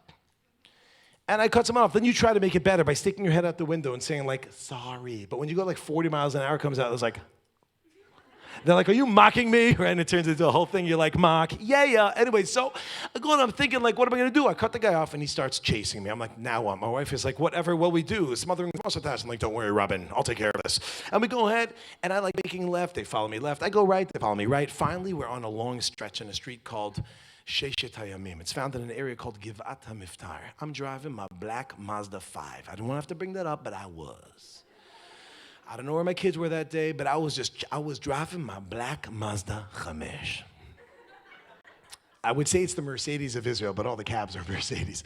Anyway, so I'm driving down this road, and I'm on this long stretch. I'm like, my wife's like, what are you going to do? I'm like, don't worry, watch this. And at the very end, you come to one of these roundabouts. And when I come to this roundabout, I start going around, and at the last second, I cut right. I'm like, Saka! The guy Formula Ones me on the inside, totally with me the whole time. And I'm like, oh, no. I'm like, what am I going to do? So you know the old expression, if you can't beat him, beat him.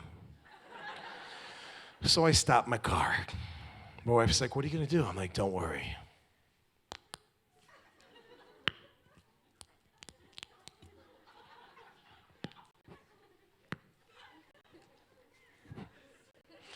I said, I got this.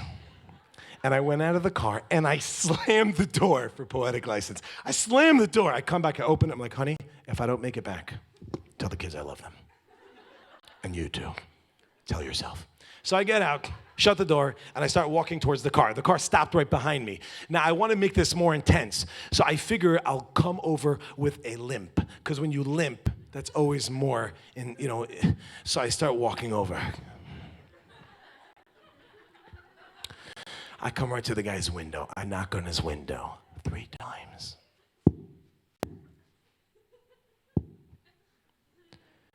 The guy pushes the button. He had one of these.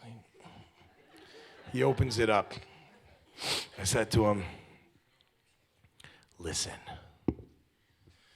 which in Hebrew is Tishma, Arabic, Tisma, Espanol, escuchas, French, listen. I cut you off. Somebody died. I cut you off. Somebody died. I cut you off. The guy looks at me like, are you okay? I cut you off. Somebody died. He says to me, listen, just drive carefully. I said, thank you. I start walking back to my car. At this point, I had forgotten which leg I was limping with. I figured, let's just go for both. And I walk back.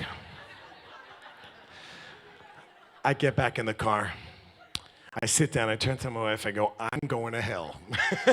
She's like, what'd you do now? I'm like, what do you mean now, right? She goes, what'd you do? I said, I told him somebody died. She goes, who died? I said, listen, all I said is I cut you off, somebody died. He drew a parallel, that's his problem.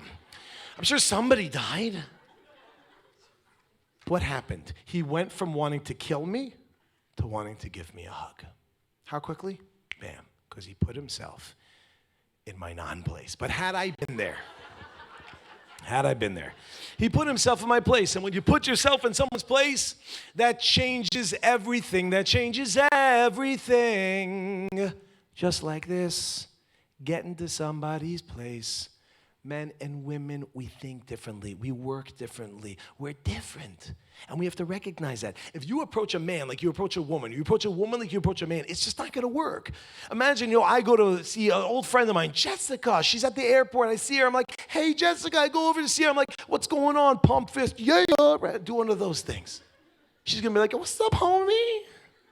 Doesn't usually work like that. You approach a woman like a man. You don't chest pump. Like, it just doesn't go. And if you approach a man like a woman, and you walk over to a man and go, hey, let me give you chills. Let me give you chills. Every girl knows what I'm talking about. Every guy is freaked out like I was the first time I saw that. I'm sitting in a room, these 2 girls next to each other, and just going like this. A little bit over here in the back, thank you. I don't generally see 2 guys being like, could you give me chills? Can I get some chills, please? You don't do that. When you treat a man like a woman and a woman like a man, it ain't going to work. You got to figure out what to discuss and to get a little bit deeper and understand how each individual understands where they're coming from, get their background, get their record, understand them. Says the Mishnah in Pirkei Avos, chapter 2, Mishnah 4. Don't judge your friends, you get in a place, get in their place. Only then can you come judge them, but understand even when you're there, you're not really there. How quick will you change? Bam. Instantaneously. Now's where things get fun. Now's where things get fun. How many people here speak a language in this room other than English? Now I'm going to move over. Okay, what language? Which, pick one. Spanish. Okay, I'm going for you, French. Okay, give me another one. Another language, another one. Yeah. Hebrew? Another one. Who speaks Portuguese? Another one. Who's Russian? Russian? Another one. That's all we got? Who's Hungarian? You speak Hungarian? Okay, good. Anybody else? Yeah. Okay, good. Anybody else? So what we have so far is Spanish, French, Portuguese, Russian, Hungarian, sign, where are you? Sign, and what else did I miss? Hebrew. What? Ladino. Okay, yeah, I'm saying. Okay, good. Who speaks Japanese? Someone really speaks? Oh, you're messing. Okay, let's try this. Let's try, okay? We're Spanish, raise your hand. Okay.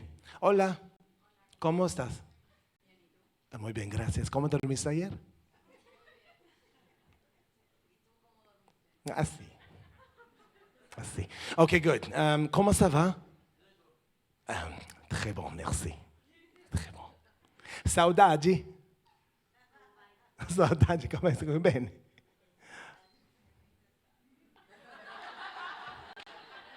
Boldag nueve. Krapanal. Raka krampri. Fokanal. No, nothing? Okay. Yeah, how you doing? Okay, Russian, where are you? Cocktail. Хорошо, спасибо, хорошо. Anyone else? What else did we miss? Oh, shalom. Manishma. Is a yofi. Anything else? Arabic? Who's Arabic? Hey, كيف حالك? Alhamdulillah, alhamdulillah, alhamdulillah, aywa, alhamdulillah, aywa. Okay. Now you'll notice, hi. Hi. Hi. Okay. Now you'll notice that every language that I spoke to you in, you responded to me in that language. Now I didn't tell you to do that. You decided to do that probably because that's what I wanted. Let me ask you guys a question. Has anyone here, I want you to get into this, so we're going to do a little practice. If you've experienced this, I want you to say, yeah, yeah. Let's practice. Has anyone here ever woken up in the morning? Yeah. Come on, people, really. I can't see you. Don't be embarrassed. Has anyone ever woken up in the morning? Yeah. I saw you. Okay. Now, has anyone ever gone to sleep? Yeah. Has anyone ever said to somebody, I love you? Yeah, yeah. Okay. Has anyone ever had them say to them, did anyone ever tell you they love you? Has anyone here ever had somebody say to you, I love you, and you said, I just don't feel it? Don't respond to that. I once had one person go, yeah, yeah. Everyone was like, how many times have we had circumstances in our lives where someone comes along and says, I love you, and you say, you know what, I don't feel it. I just don't feel that you loved me. Or you say to someone, or you say the same thing, I don't feel you love me. They say, I don't feel I love you. What's going on over here? I want to share with you something so unbelievable. There's two reasons why you might not feel that somebody loves you or they don't feel like you love them. Number one is because you actually don't love them and they actually don't love you. Another reason is that maybe you're not speaking the same language. And I'll give you an example of what I'm talking about. Who does not speak French at all? Does not speak French. Does not speak French. What's your name? Say it again. Salmek? Where are you from? Miami? Where are you really from? You grew up here? Stop it. Okay, Salmek, you ready? If I were to say to you, no helping. If I were to say to you, bonjour, what would you say? That's good. If I were to say to you, comment ça va, what would you say? Okay. I guess that works. If I were to say to you, je pense à toi, ma belle, what would you say? If I said to you, je t'adore, what would you say? Je me souviens. Voulez-vous coucher avec... Oh, sorry, I'll stop right there. I would say, hey, sister soul, sister soul. Okay, now, you see, if I said to you, je t'aime, I love you, je t'adore, I adore you, je pense à toi, which my friend doesn't know that song. I said, I'm thinking about you, but you don't speak a word, you could understand we're going to have a hard time communicating. Does that make sense? Comes along, someone by the name of Dr. Gary Chapman. And he wrote a book.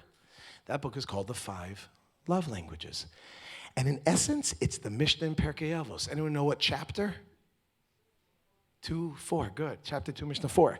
And it says the following idea.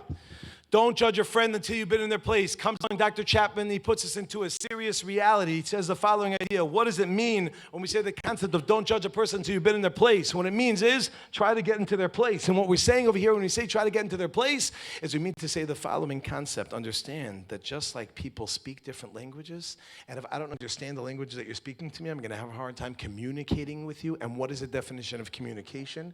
Communication means where I say something to you and you understand what I'm trying to get across.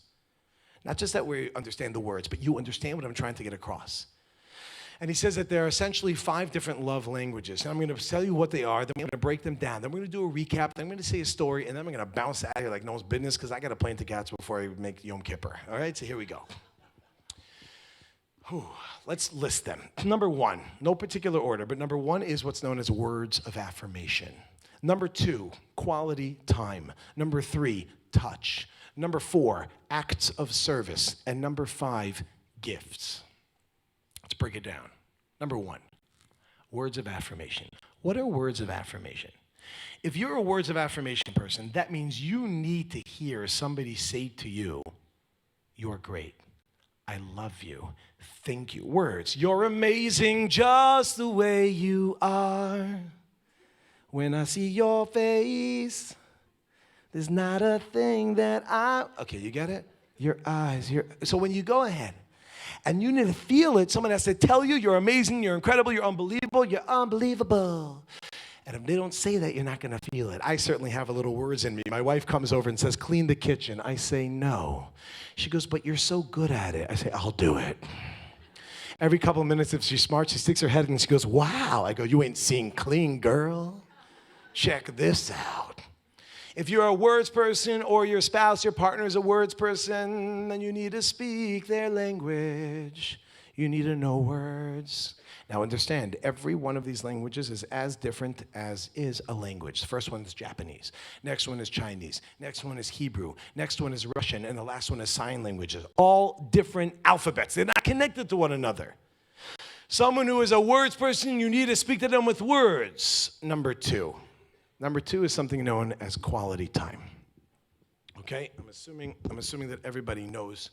What does that mean? When we say the quality time means you put your cell phone away. How many people have conversations, the conversations? What's a conversation? My wife comes home. I'm like, hi, honey, how was your day? And then I get my thing. She's like, oh, it was good. I'm like, She's like, yeah, things are a little hard at work. I'm like, She goes, yeah, I started doing cocaine again. Yeah, I think I'm going to jump. I'm like, And then she's like, yeah, I think I'm just going to be with somebody else. I'm like, what? Like, and I was, we're not even paying attention. Friends, the concept, what does it mean that a person goes ahead and quality time? It means you put it away. You put it away and enfocar. We have a idea of focus, where a person actually feels like they're paying attention. It's where we look into each other's eyes, and you will see, you understand? What you mean to me. Don't be jealous. Search your heart, amazing, just search your soul. Greatest hits of today. Understand, what does that mean? Where I focus and a person feels, why are you talking to me? Quality time. We just went from Japanese to Chinese. If a person is a quality time person, you could tell them how much you love them from today till tomorrow. They're not going to feel because they're not a words person. If a person is a words person, they're not going to feel they're going to spend quality time because they're a word. You understand? We have to go and figure out which one is which. Number 3. By now we can go a little quicker. You get the point. Number 3 is known as touch. If you're a touch person, or that your spouse or your partner is a touch person, they need to feel some sort of touch. It has to be holding hands or a pat on the back or a hug, a little more intimate, a kiss. And if you don't go ahead and speak Hebrew to them, then you speaking the first 2 languages of Japanese and Chinese is not going to help.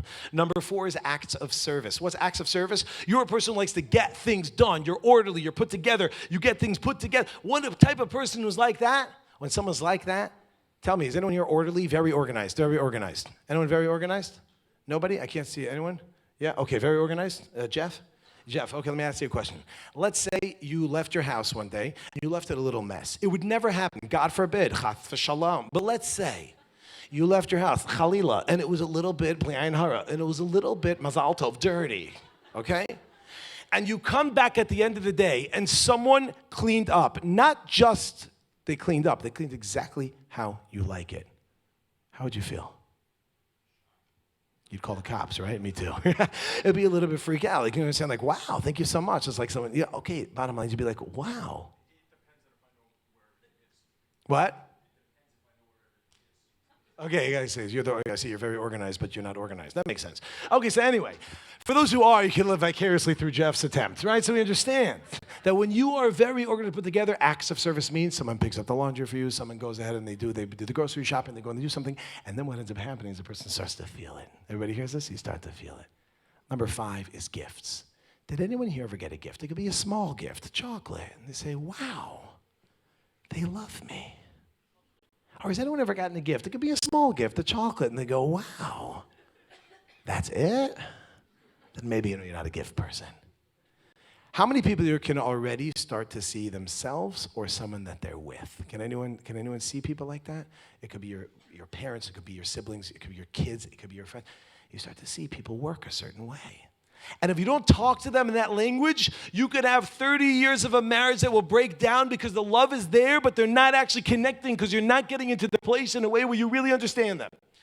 But if you get into the place and you really get into their place and really understand what's going on, my friends, that changes everything. It changes everything. That changes everything. So how do you know what your love language is? I'm going to assume that you know yours. How do you know what your spouse's love language is? Anyone? How do you know? Ask them. Okay, that won't work for 2 reasons.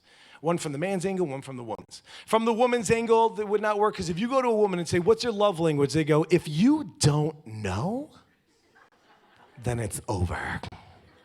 And why won't a man say his love language? One word. What is it? Because he's a man. Okay, good. It's known as vulnerability. I'm saying, assuming he knows. It's vulnerability. Why? Because no man, let's say a person's a touch person, no man wants to be like, hi, honey, hold me. He might say that, but he'll come in all tough. He'll be walking, what's up, baby? How's your day? Hey, twiddly thumbs, hold me. Then you fall into it, but nobody wants to say it. So you got to figure it out. How do you figure it out? Trial and error is another attempt, and it will work, but it'll take a longer time. What's the best way of doing it? Take a look and see what do they do for you when they want to show love. Has anyone here ever gotten a gift that has nothing to do with you and everything to do with the one who gave it to you? Wow, a pencil. Do you work for BIC? We go and we get things. I've been buying my wife a Harley for years. She doesn't get the point. She keeps returning it. I'm like, hello, birthday, Harley, right? Understand, friends, just pay attention. Oh my gosh, somebody fell down. Let me give them a hug. What are you? Touch. Oh my gosh, let me tell them how great they are. Oh my gosh, let me go ahead and buy them something. Oh my God. We generally act towards other people in the way that we want to be treated when it's in reference to positive things. Negative things, not, but positive things. We treat other people how we want to be treated. So just pay attention. What do they do? But what happens if we have different love languages? What if I'm words and she just can't stand words? She doesn't like the mushiness. And she's like a touch and I don't like touch. What do? Okay, good luck with that. Yeah. So I'm not going to repeat that one. But I like when people say the following: compromise. Compromise. It makes a lot of sense. Right? You speak Japanese, she speaks Chinese, learn Russian. What do you mean compromise? If you want to connect, you have to learn their language. But that's like learning a whole new language. You're right. That's exactly what it is. But that's hard. You're right. It's hard. But if you want this relationship, and clearly some don't, but if you want that relationship, you're going to have to learn that language. And it takes time. Okay, people, what I want to do right now is just a quick recap of everything we did. I want to end off with one point, and then I'm busting a move. I'm just looking for something which is relevant, actually, believe it or not. This time, it's irrelevant.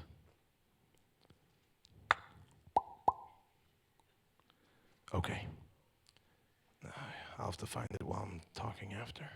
Okay, so we start off in the beginning by saying, I want to build a shelf. Oh, it's going to be like this. It's going to be like that. I start crying. I'm saying, well, we're building a shelf. How many times ago we miss each other? How does a person stop himself from missing something? I understand we're all the time, this concept we're going and missing, whether it's in terms of man and woman, in terms of man and woman, in terms of relationships with our cousins, our friends, and our siblings, and our parents, and our kids.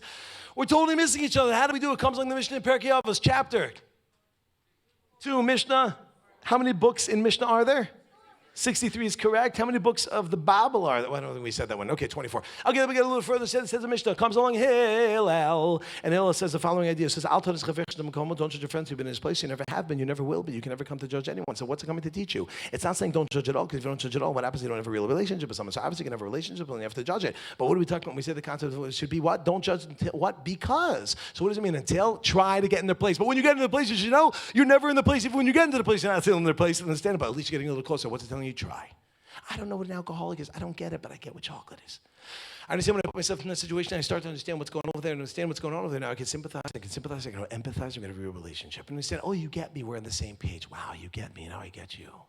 How many times when a situation goes on, a person just understand where they're coming from, understands like a volcano hitting a volcano, just gonna stand there and watch, understand people. Whoosh, of course, it's not gonna work out, but it's gonna work out if you realize, in fact, I'm not doing this against you. That just happened to be a messy guy. And realize, in fact, that it's not because I understand that's what's happening. And when people realize that, then what happens is, then we start to realize things are very, very different. So then we got a little bit further into the concept of what is a person goes after 30 years, they want to get divorced, answer is, what was breakfast like? Well, I say, what about breakfast at Tiffany's? Understand, people know what it's saying is. He said, I think I remember. So what we're saying is understand that, realize that, just understand this person, what's breakfast, what's not breakfast. I feel so confined. She's always on my plate. Is that true? Yes, but I feel like you never call, never always. So what do you mean never always? How does that make any sense? But that's what we say. Then we go a little bit further and say the concepts. What do we do? The 5 love languages. Realize the fact that people with all different things. Just like I already said to you, como se va, como está. I went to the saudade, and I said, now I'll get a little bit further. And they get hello and shalom and manashma. And I get different languages like charasho, spasiba. And we got different things over here. What happens when a person goes hello? And we see these things. People, just like we get the concept of a language, so too we have different love languages. What are they? Number 1, words of affirmation. Amazing, just the way. Don't tell me it's not worth fighting for. Walk around. That's the idea of what? The focus of what? Quality time. After that, we get the idea of touch. After touch, we got acts of service, and last but not least, we got the concept of gifts. Which one are you, and how do we know what the other person is? So when a person goes to realize what the other person is, all of a sudden it starts to change everything over there. People get to the place where someone is, and it starts to change. That's like Gary Chapman, but a manifestation of the concept the Torah is teaching us. Ooh. Now, did we miss anything? All right. No, thank you. Let's keep going. So I want to now just share with you. I said one last thing, but I lied. So I wanted to, no, that's not okay. It's Erev Yom Kippur. Okay, we're done. But now I want to share something with you. You're still here. Listen to the following. I want to play this out. How do you know what someone's love language is? Do for them what they would want to be done to them. And that's all. Just pay attention. What do you want to be done for you? And you start to switch it on them. Here's one storyline to get it across, and I want to see if you guys get it. You must participate with me. Yeah. And let's take a look. A wife calls up a husband one day and says, honey, or here I guess it's honey, because you guys are all Spanish here. And it says, honey. It says, yeah, what is it? Listen, I'm going shopping. Do you want to come with me? And he says, listen, if you want me to go shopping for you, just send me a list. What did she say, and what did he respond? What did she say? Loud. She said, hi, honey, quality time. And what did he respond? Hi, honey, acts of service. Now, this is going to be amazing. Before we thought about it in these terms, it turns into a fight. But once you understand these terms, you realize, oh, we're just missing each other. So she goes, no, maybe you misunderstood me. I said, I am going shopping. Do you want to come with me? He said, I said, just send me the list. She's like, last time, I am going. I would like to go shopping. I want to go. I'm going. Would you like to come with me when I go shopping? He goes, you know what? Fine, I'll come. She goes, you know what? I don't want you to come anymore. He goes, now I'm definitely coming, right? And they meet up at the grocery store. And he's like, baby. I messed up, but I'm here. Okay, fine. Can I make it up to you? Yes. Okay, let's go. Give me half the list. And she goes, no. And he goes, but that will take double the time. And she goes, exactly. She's screaming, quality time. And he's going, acts of service, great taste, less filling. They're just fighting back and forth. They mess up again. They get into a whole fight. But they meet in aisle 4 by the pickles. He's like, baby, I'm messed up. Let me take you out for ice cream. She goes, okay. So they go to the ice cream store, and he says, okay, I'm going to go in and get us some. What flavor do you want? She goes, whatever. Every man's worst nightmare. Whatever. You're guaranteed to fail with that line. Like, whatever. Whatever you bring back now is like, well, why'd you get that? Like, you said whatever. Well, whatever means, okay, so he goes, whatever. So he goes, okay, listen. I'm getting chocolate. Do you want chocolate? Do you want vanilla? She goes, whatever. And again, back and forth. What's she screaming? I don't care about the ice cream. I just want to spend time with you. And what's he screaming? I don't care about you. I just want ice cream. I didn't say that out loud, did I? Anyway, so understand. Okay, obviously I'm kidding a little. Understand, just take a look and see, and you'll change everything. And here comes the last point I want to share with you. This is the last story. It's a personal story. Happened to me again, hence personal. I married, thank the good Lord, for 13 years. And this took me a bunch of years to get. About 6.5 to 7 years till I got this. My wife has a hobby. She has a lot of different hobbies she likes to get into. One of the things she likes to do is she likes to make different types of cakes. When I say cakes, I mean like specialty, you know, like Buddy style, you know what I'm talking about? That's Hoboken, baby. Right? She makes cakes that don't look like cakes. Oh, this is gonna work nicely. This is good, this is a screen here. I wanna show you, this is what I wanted to show you. This is not a quality time issue. Okay, this is like one, can you see that? Can anyone see it? Cookie Monster, can you see it? Cookie? Who said Grover? Get out. Anyway, so this is this Cookie Monster. You know, this is for my birthday. This is oh no, that's a picture of some waterfall. That's a football, if you could see, right? Now I'm getting dizzy. You know, and different things that she likes to make. These different, the three of them. My wife, my daughter's into cameras. She made a camera for her birthday. You can see it's like she very much likes to do these cakes. And it took me a while to get, but every occasion we had, she made a cake. It was a birthday, she made a cake. There was a wedding, she made a cake. There was a funeral, she made a cake. Okay, I'm kidding about the birthday. But she made cakes for everything. And I started to realize, like, wow, she's making cakes for everything. Maybe she wants a cake. Now, I'm not as inept as I look, okay? I can do this. I'm going to make her a cake. Her birthday and our anniversary is in August. So I don't have to know a day. You know what I'm saying? I'll make something. I'll be like, happy day. Happy day. I'll get a choir. Oh, happy day. Right, and come in. All right, great. So I look into what kind of cake is she looking at to make. And I saw at the time she was looking how to make a rainbow cake. Yeah, oh, there we go. I'm going down now. A rainbow cake. Who here knows what a rainbow cake is? Okay, I see mostly women. I got some men in there. Good. The women are like, we know what it is. Men are like, who cares? Let's eat. But for those unfamiliar, a rainbow cake is a cake that looks like a rainbow. I know it's a difficult one. Now, when we say that, it doesn't have to be the whole bow thing, but at least in terms of colors. Rory G. Biv, red, orange, yellow, green, blue, indigo, and violet. Let's face it, who knows what indigo and violet are anyway? So I'm going to make this for her. Instead of making all 7, I'm going to make 5 of them. Red, orange, yellow, green, and blue. Now, there's 2 ways you can do this. There's 2 ways. Believe it or not, this is not just cake for dummies. This is real ways of doing it. One is that you make the batter, you put in food coloring. As it starts to spread, you put the next color. As it starts to spread, the next color. As it starts to spread, the next color. A little bit too advanced for me. The other way of doing it is you make 5 or 7. I made 5 individual different cakes. You then stack them with your Wilton products. You dirty ice it on your Lazy Susan, and you make yourself a cake. See, some of you know what I'm talking about. And let me tell you something. If anyone's ever dirty iced a cake, by the way, it's not so easy, okay? Back off. So I go ahead, and I'm trying to do this. Now, the problem was that I'm not going to stand there for 5 hours, right, making individual cakes. So what I did is I put them all in at the same time. Okay, they came out black, but it's the thought that counts. No, I'm just kidding. They actually came out the proper colors. Red, orange, yellow, green, and blue. But the real problem was that I didn't have 5 of the same cake molds. I had a circle and a square. I had a rabbit. I had a guitar and a car. So that's what I did. I made 5 cakes. Rabbit, car, guitar, circle, square. I then stacked them. I cut them and tried to be like a little circle. It came out more like a squircle. I then dirty iced it, and I said, okay, honey, come on down. Choir, cue the choir. Oh, happy day. And, you know, she comes down, she looks at things. She's like, what? I'm like, I made something for you. She looks, she's like, what is that? I'm like, stop it. You know it's a cake.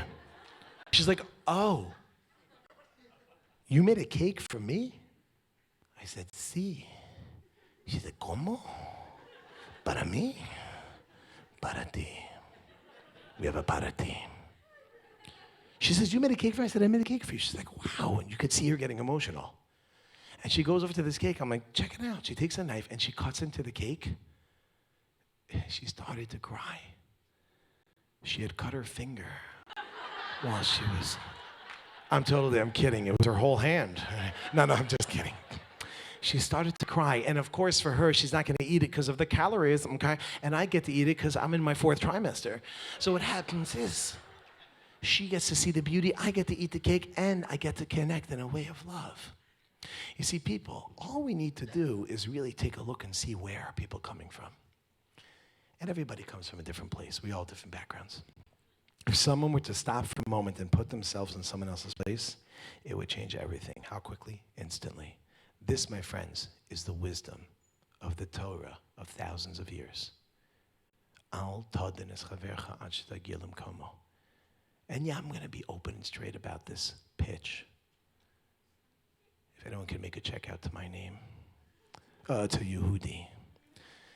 What are they trying to do? To open up the wisdom of the Torah that some think, is it relevant to me?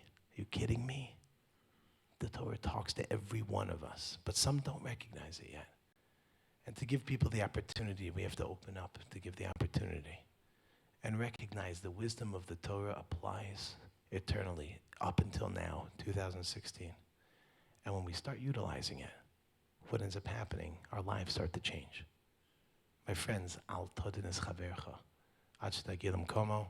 Thank you so much.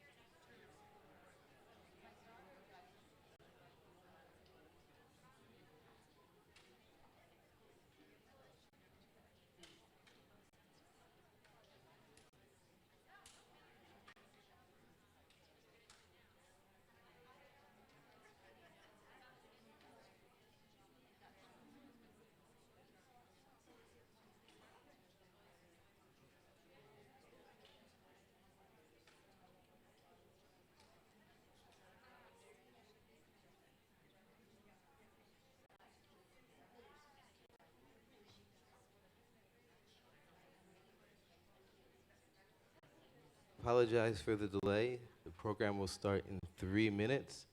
The war room is booming. We just passed 1/4 of the way there, $250,000.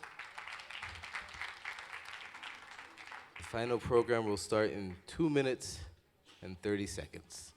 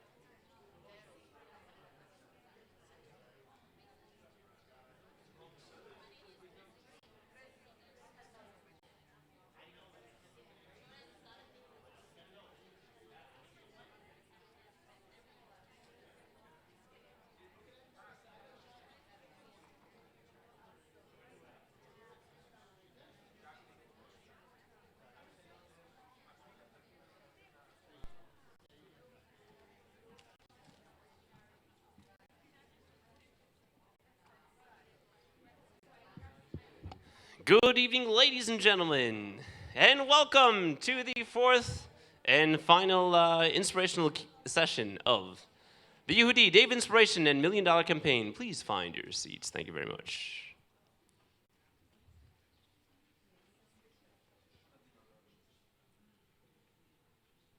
It's been an incredible day here at the Yehudi Dave Inspiration. This is our 11th session for the day. Session after session after session, room after room after room. Rabbi Jacobson has been speaking and speaking and speaking and speaking. Is this better? Thank you. I cannot see. I see a light. And that's it. Rabbi Jacobson, how do you speak with the light? Can you see me still? It is, right? Thank you. A little update on our campaign. Baruch Hashem is going really well. The goal was to raise $1 million for Jewish education in South Florida, and we are at 33% in that amount of hours, which is approximately 6 hours? 12? Yeah, in approximately 6 hours. We have another 17 hours to go. $330,000. And this is my little niece. She just gave $720. I'm thrilled about her. She lives in Israel. She's very sweet. Rabbi Distin Freeman, he just gave $72. Polaris Pharmacy Services, $20,000. A gift just came in from Mr. Judah Holland, a friend of Yehudi, for $60,000. I think that just got bumped down. I saw it. Do I hear 70,000? Do I hear 70? It is thanks to the people in this room, the visionaries in this room, the founders of Yehudi, the patrons of Yehudi, the benefactors, and every member of Yehudi, which is making not just today's event possible, but all the events, all the classes, all the shiurim, the daily kol that Yehudi has every morning, the learning classes that Yehudi has on Monday nights and Tuesday nights and Wednesday nights and Thursday nights and Friday mornings, all possible is thanks to you. Yehudi exploded on the scenes 22 months ago. It did not exist. 21 months ago, it was born. And within 21 months, it went from a budget of 0 to a budget of $1.2 million, which is incredible. Someone yesterday called it the fastest growing Jewish outreach organization in America. And that is a testament to the South Florida, in particular Miami Jewish communities.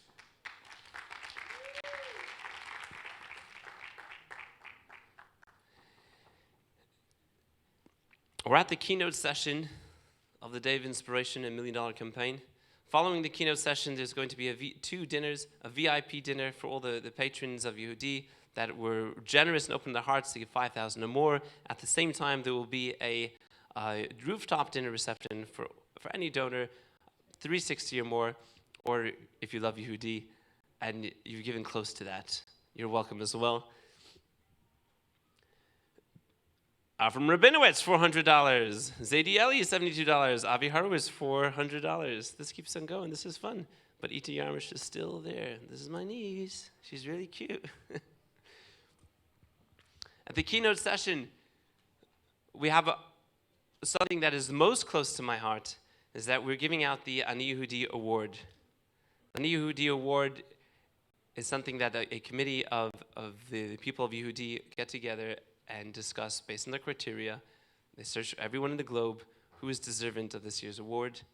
This year, it wasn't a question, it wasn't a debate, it was unanimous. Please direct your attention to the following video.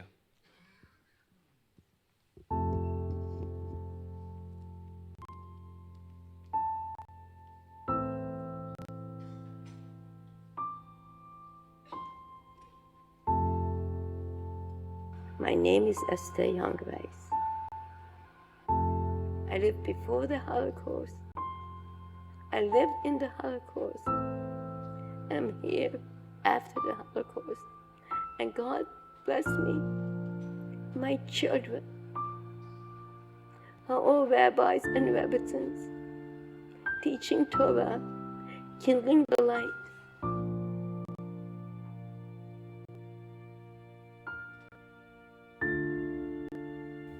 Israel Yaakov. It's a difficult time for our people. How do we respond? What does it all mean?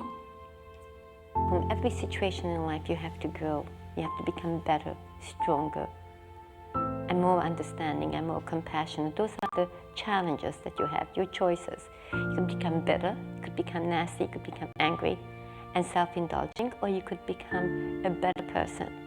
It's your choice. Tayokin, dear joy. Stand up. Keep walking. Well, you just have to keep going. God is there in every situation.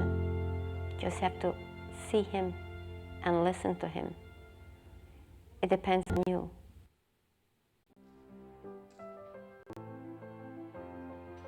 Our legacy is prayer. Prayer is the most powerful gift that you have. We change the world with prayers, but you have to know how. So we have to reclaim our weapons. We have to learn to govern again. Charidy, Mount Nuninalu, and the gates of tears will never be closed. You can open those gates. God, listen to us. Pray. Pray. Jewish people, pray. Every person in this room, I don't care where you came from, what your background may be, I can tell you, I can promise you that someplace, somewhere in your roots, you had a Zadie who cried for you, who made a path for you. Just have to look for it, to search for it, and you will find it. I would like to call upon all those people who will see this, never to forget that there is only one way to remember our people, and that is to live for them. I ask you to please light the Shabbos candles for them. Make Shabbos. People ask me, how did I survive Bergen-Belsen, a little girl? Let me tell you how. Every day my father would count days.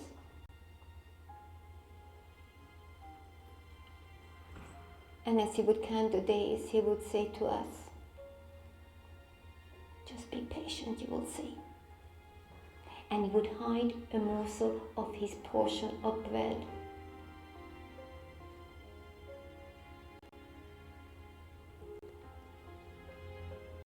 And when Shabbos would come, he would gather us in the middle of the night while rats and vermin were all about us.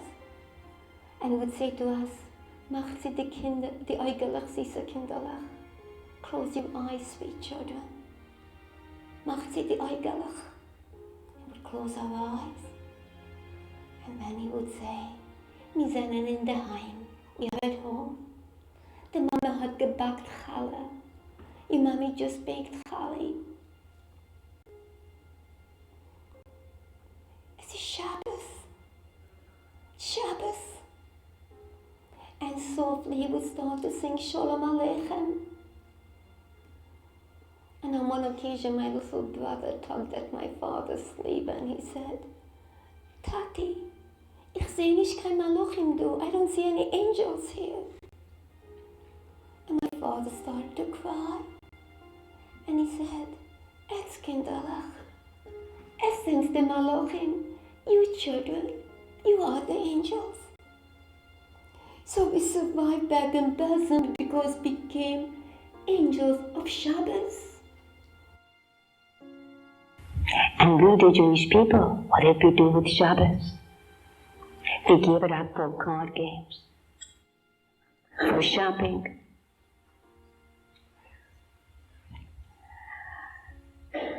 for television, for taking a ride.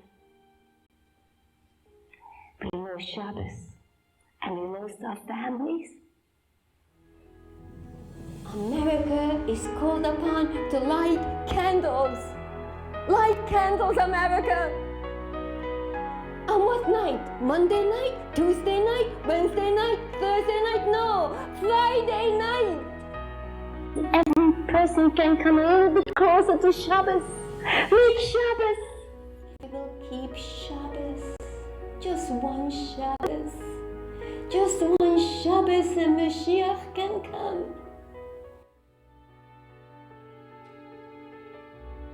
If you truly wish to be forgiven for all your sins, the answer is chesed, loving kindness. Reach out to somebody, help someone. Not just to write a blank check, but just know that there is someone in your life whom you have helped personally, outside of family. Everyone should have someone that was enriched because you live. The greatest act of kindness is a kind smile. That's one of the most awesome things that you could learn. Learn to smile. It's the most inexpensive way of making someone happy. And when we build our lives through loving kindness, then we become partners with God. Even as God is compassionate, we must be compassionate. Even as God is forgiving, we must be forgiving. Can we do it? Of course we can. Atem nitzovim. You will triumph. You will survive. Don't be afraid.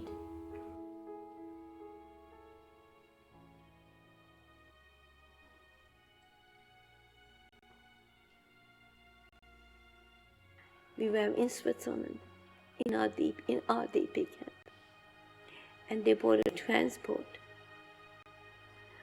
of young boys from Auschwitz, from 18 to like 23. They were all very angry. They saw their parents tortured and slaughtered, not killed, slaughtered. They were very angry. They threw away the yarmulke. They no longer wanted to pray. And some people stayed away from them. They were so bitter.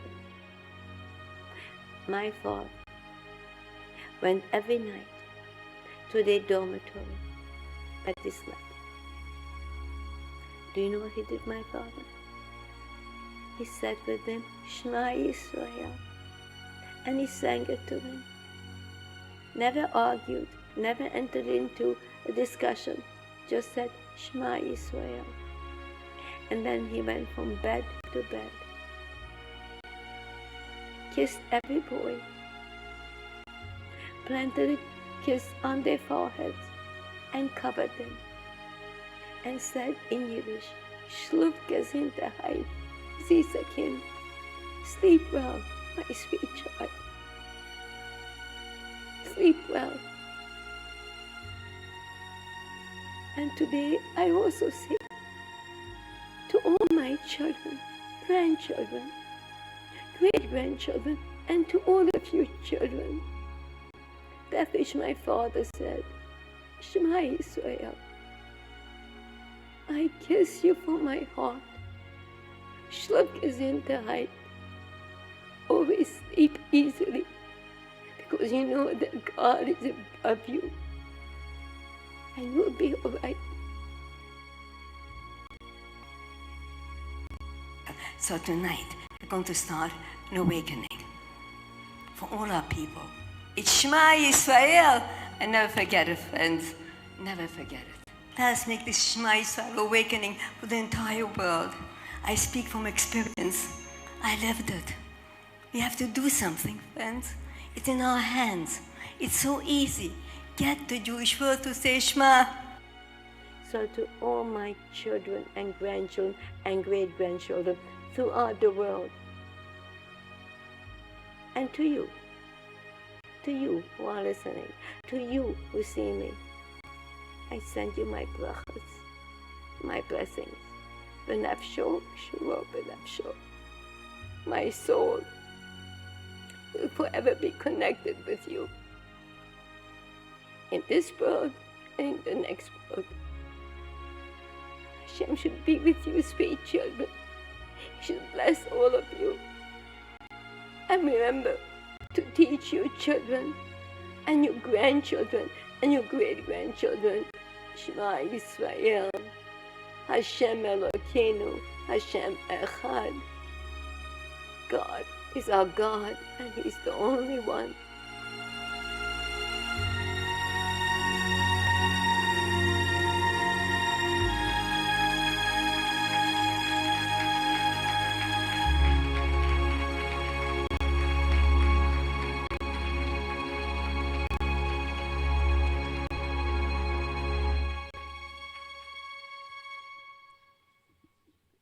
Yehudi is proud to present this year's Ani Yehudi Award to a woman who left a legacy of tens of thousands, hundreds of thousands of inspired Jews. Ladies and gentlemen, Yehudi asks Slava Youngreis-Wolf to please come to the stage and accept this award on behalf of her mother.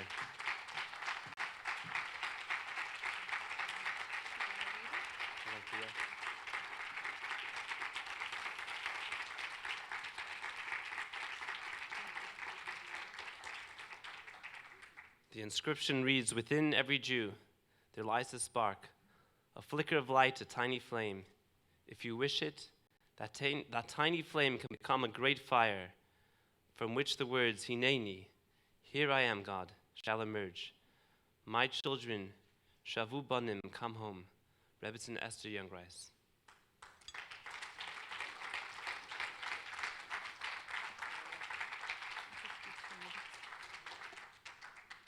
Thank you so much. I'm privileged to be the daughter of Rebbetzin Esther Youngreis. Just a few moments, I'd like to share with you about my mother. When my children were little, and we would be by my parents for Shabbos, they would say, "Bubba, tell us a story."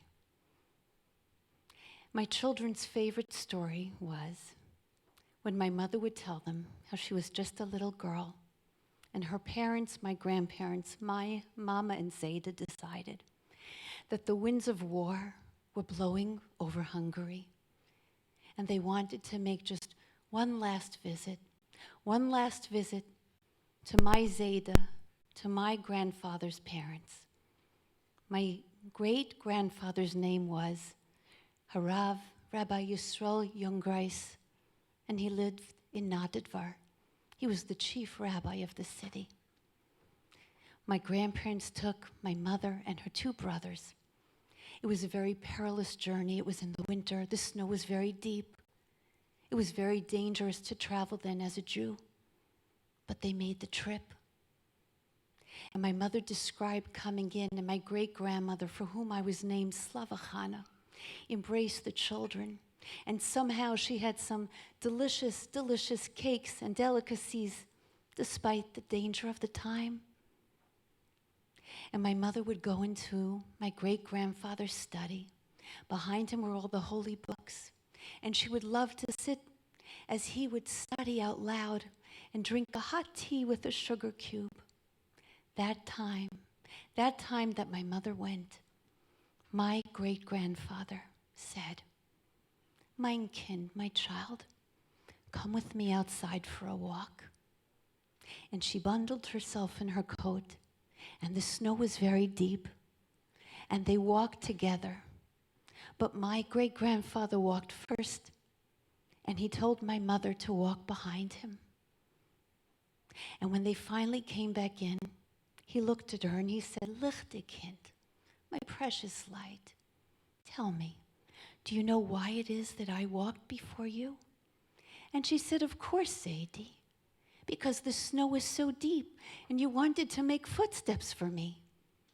And my Zadie began to cry, and he said, "My sweet child, the snow is going to become very, very deep.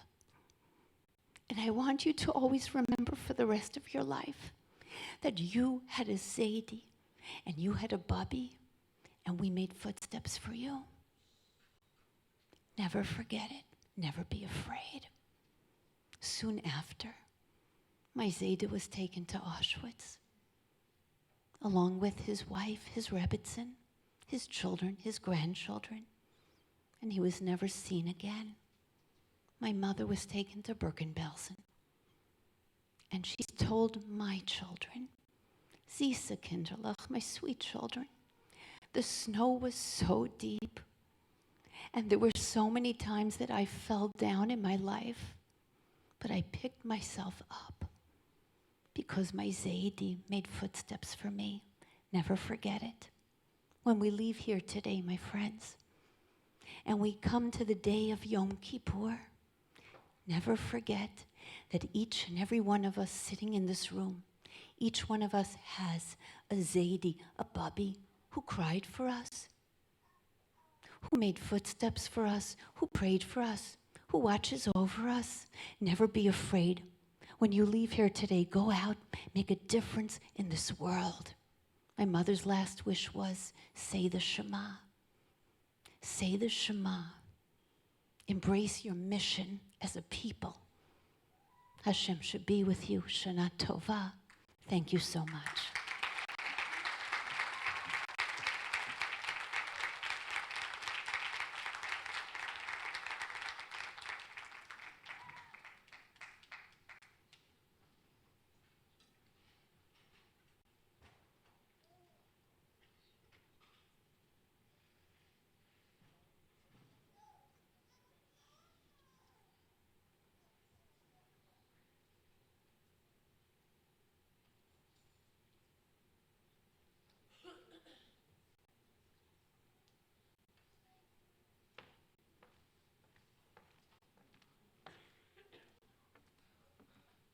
I'd like to deliver the final keynote address of the Day of Inspiration 2016, Rabbi Y.Y. Jacobson.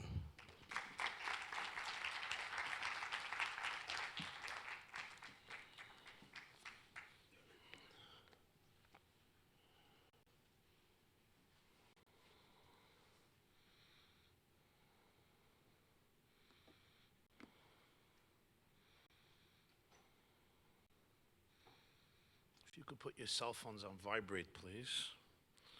I'll do the same.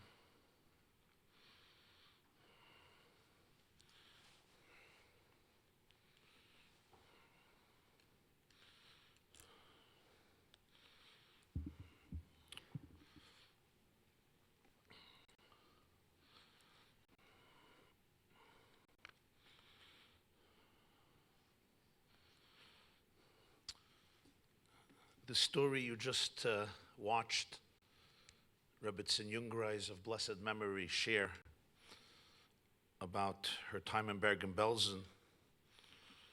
I heard the first time from her when we were together for a Shabbaton in Scottsdale, in Sedona. You know Sedona, the red city in Arizona.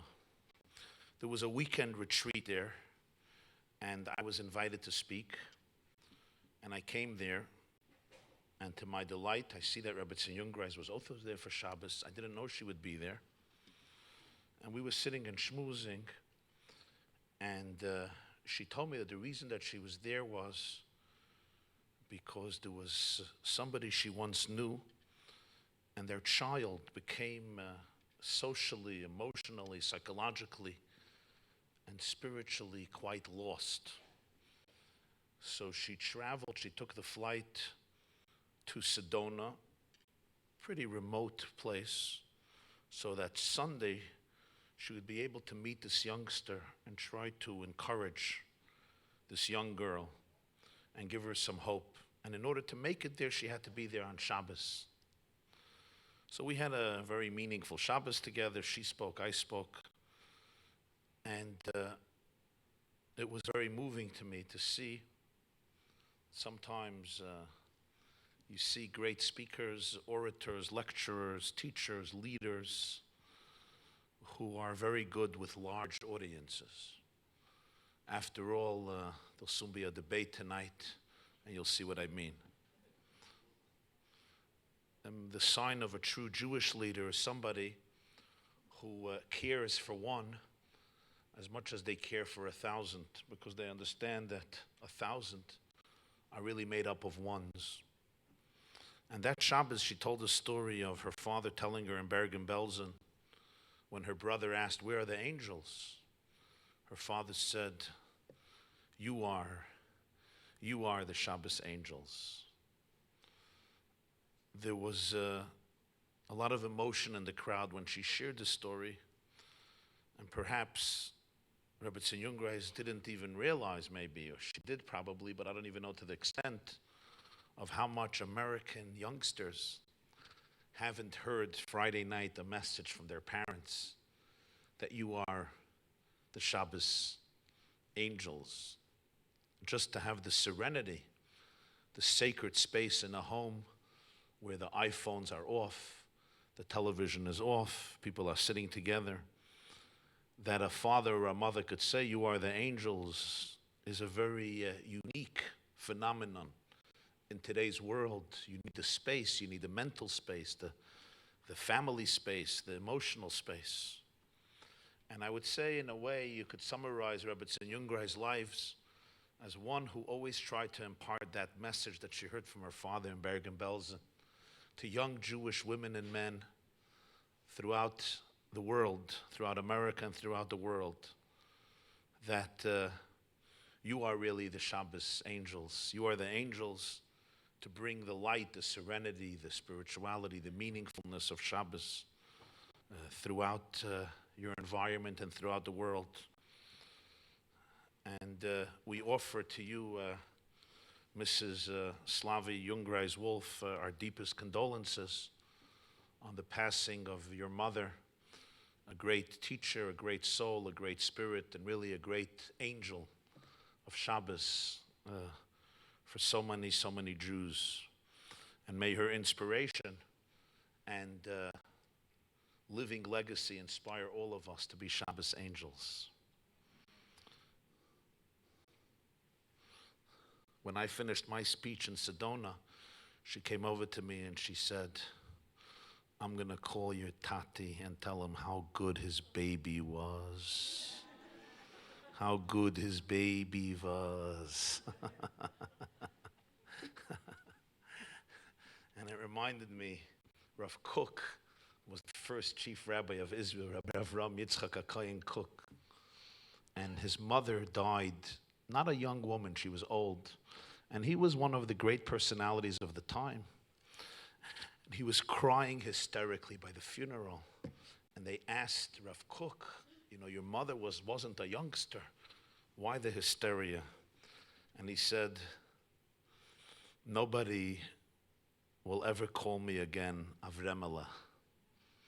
You know, now I'm Rav Kook, Rav Ram Yitzchak HaKoyen Kook, Rav Harashi. He was a great man, but nobody will ever call me Avremula. So that touch of a mother is unique, and hearing that from her was very endearing.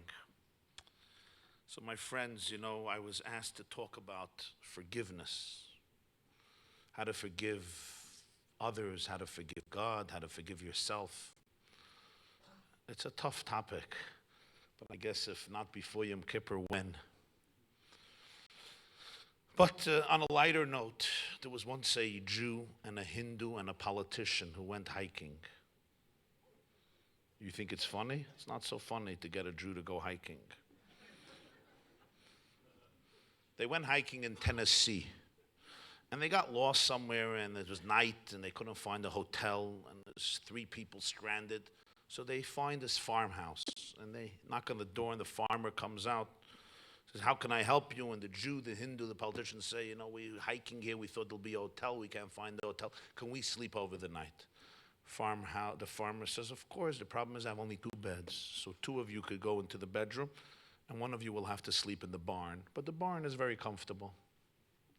So they all look at the Hindu, you know, and he says, "Okay, I'll go to the barn." And the Jew and the politician go to the beds. 10 minutes later, there's a knock on the door of the bedroom. They open the door. The Hindu is there. They say, "What's the problem?" He says, "I can't sleep in the barn." "Why?" He says, "There's a cow in the barn. A Hindu is not allowed to sleep in the same room like a cow. A cow is holy. A cow is sacred. I'm sorry." They say, the Jew says, "Okay, I'll go to the barn." So the Hindu goes to sleep with the politician. The Jew goes to the barn. 10 minutes later, the Jew is at the door, knocking. They open the Jew. "What's the problem?" The Jew says, "I'm not allowed to sleep there." "Why?" "There's a pig." "How can a Jew sleep in the same room like a pig? It's unfathomable. I need the bed." So they both look at the politician. "I guess you got to go to the barn." So the politician goes to the barn, and the Jew and the Hindu go to sleep. 10 minutes later, there's a knock on the door. The Jew and the Hindu open the door. Who's at the door? The cow and the pig.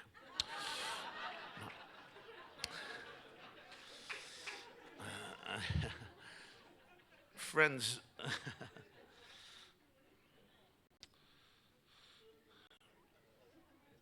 you just got it. Okay, it's fine, it's fine.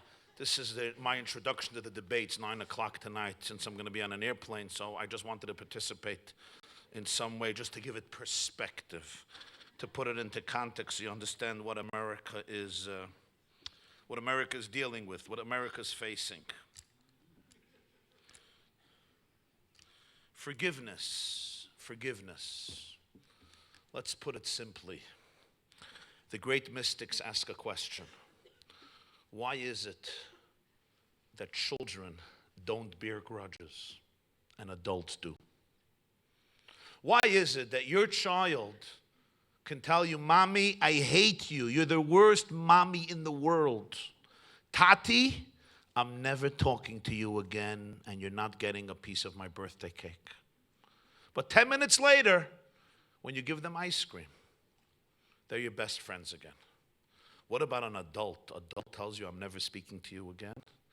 10 years later, they still cross the street when you're there. They will not invite you to their grandchild's bar mitzvah.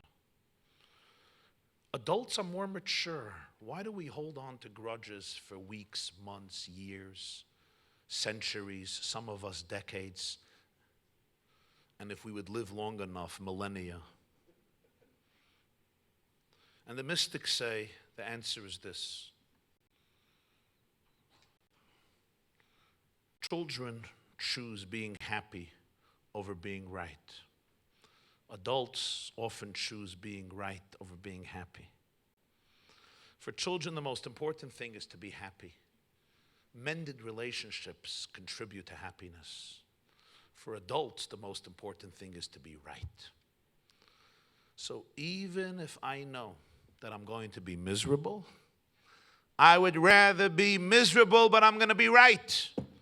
So if you'll tell me, "Rabbi Jacobson, pick up a phone and apologize." No way. Why? Because they might think they were right. No way. let's be miserable, but I'm going to be right. Children choose being happy. And that's a choice we all have to make in life. Do you want to be right? Or do you want to be happy? Yes, maybe your mother was wrong. Maybe your mother-in-law was wrong. Maybe not. Maybe your father was wrong. Maybe your brother was wrong. Maybe your sister-in-law was wrong. Maybe your child was wrong. Maybe your partner, your friend, your colleague, your employer, maybe. I don't know. Maybe yes, maybe not. Maybe 90% wrong. Maybe 80, maybe 60% wrong. Maybe completely wrong. But when there's conflict in families, when there's conflict in communities, when there's conflict between friends or former friends, there's toxicity that exists in your life, in your soul, in your home, in your relationships. There's a part of you that dies when a relationship dies. There's no denying it. I know it in my life. I think we all know it in our lives. When I'm connected to somebody in a deep way and I cut them off from my life, it's a form of amputation. It's an emotional, it's a spiritual amputation. And that part of me dies. And when I have the courage to pick up a phone, no texting, by the way. You don't apologize through texting. That's a game that's fake. Better face-to-face, but at least a telephone call. We don't like speaking on the phone anymore. We love texting. But it's really a mask. But I have the courage to call up and apologize. A certain part of me comes back to life. Now, how the other person responds is their choice. I can't control other people's lives, but I could control my attitudes. Before Yom Kippur, we ought to cultivate the courage to be happy, not to be right. If you want to do something good for your soul tonight when you get home, call up your brother, call up your mother, call up your shviger, whoever it is that you have or had an issue with, even if you were right, and say, I'm sorry, let's make up. I apologize. You will see the change that happens in your soul, especially that often it's not so black and white. Usually not one side is black and the other side is white. Usually it's a little bit of a mixture, even if in your case, I'm sure it's different, knowing your mother-in-law, who I will apologize to after the speech. Now, me and my mother-in-law get along unbelievable. She's an angel. She lives in Pittsburgh. I live in Muncie. It's great, and answering machines were created for mothers-in-law.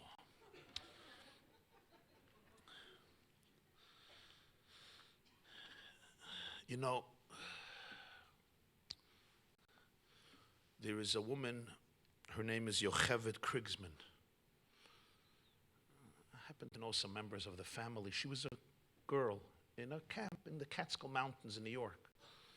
And her grandparents and parents came for visiting day. So she was with her mother and grandmother, and her father and her grandfather took a stroll through the camp grounds.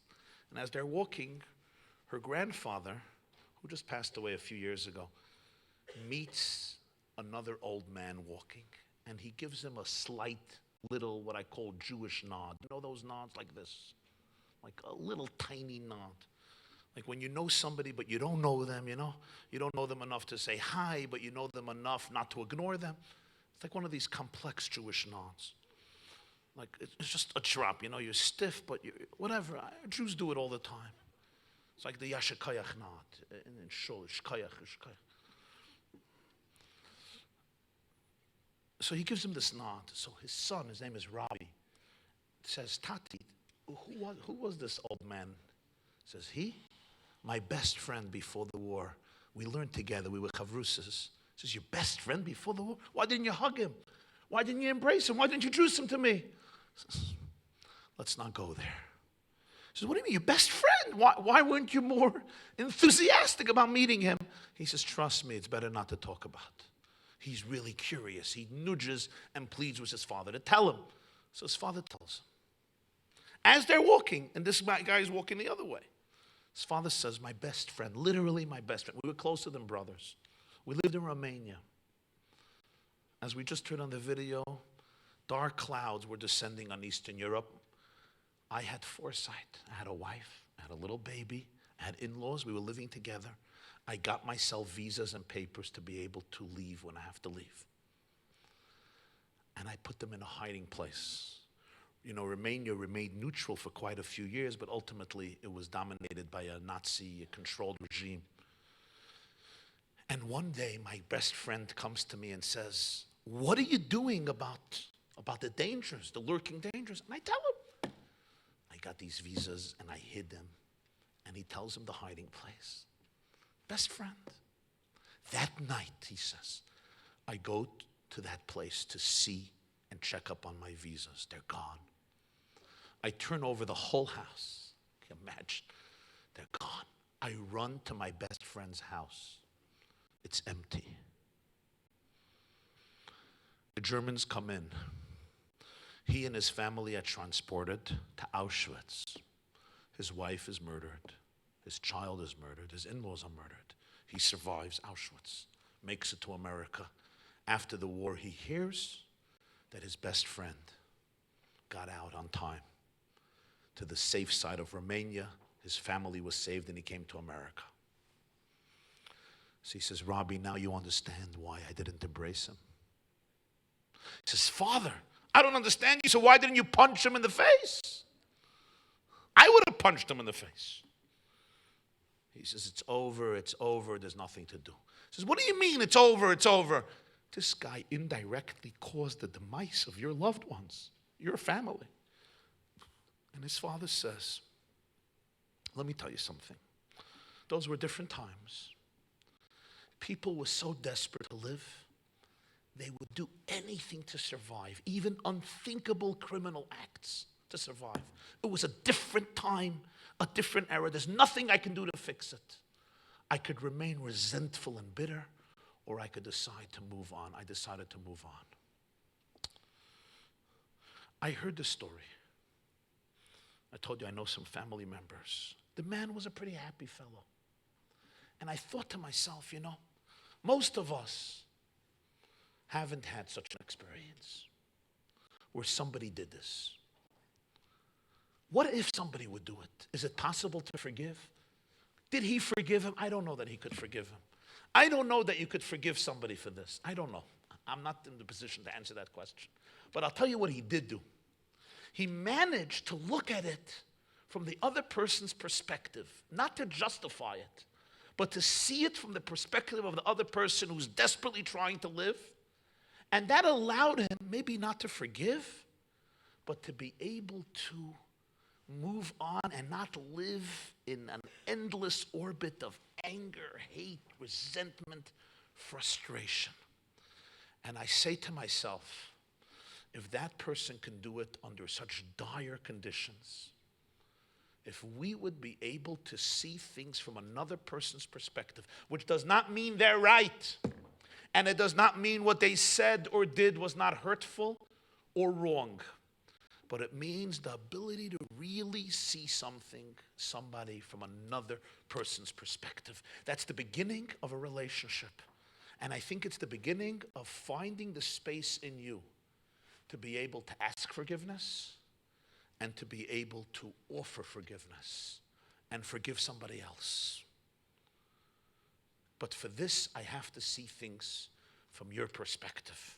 You know, there was this Jewish woman who was working really, really hard. And suddenly, this genie pops out from the refrigerator and says, you're such a good lady. I decided to come and offer you to fulfill any of your 3 wishes. 3 wishes you have. The lady says, okay, my first wish is that my husband should have eyes only for me. The genie says, whoa, whoa, whoa, whoa. That's too much. I know your husband.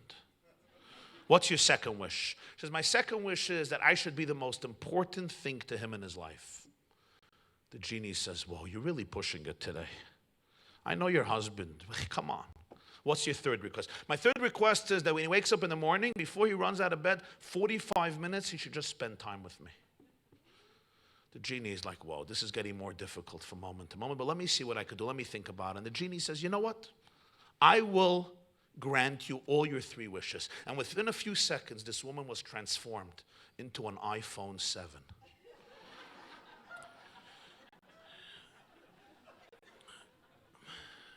And indeed, the husband had eyes only for the iPhone. And it was the most important thing for him in his life. And every morning, 45 minutes he spends not doing anything else but examining the iPhone.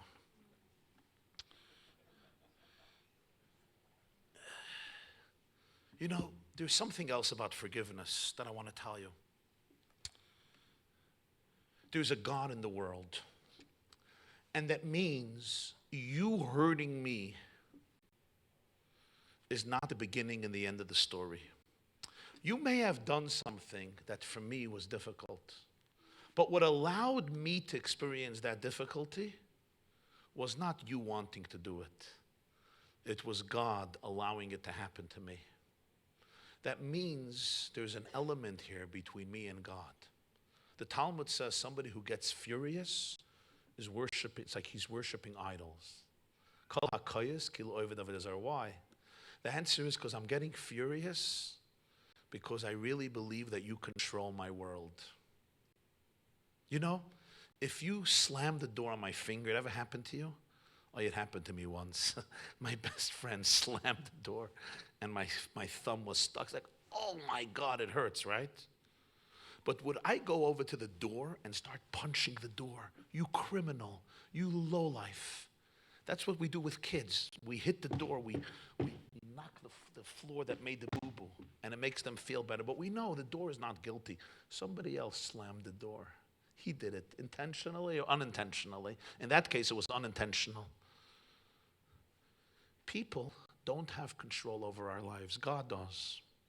When you say you do something that hurts me, ultimately, my getting furious, my getting angry, really represents the fact that I don't realize that you were basically like the door.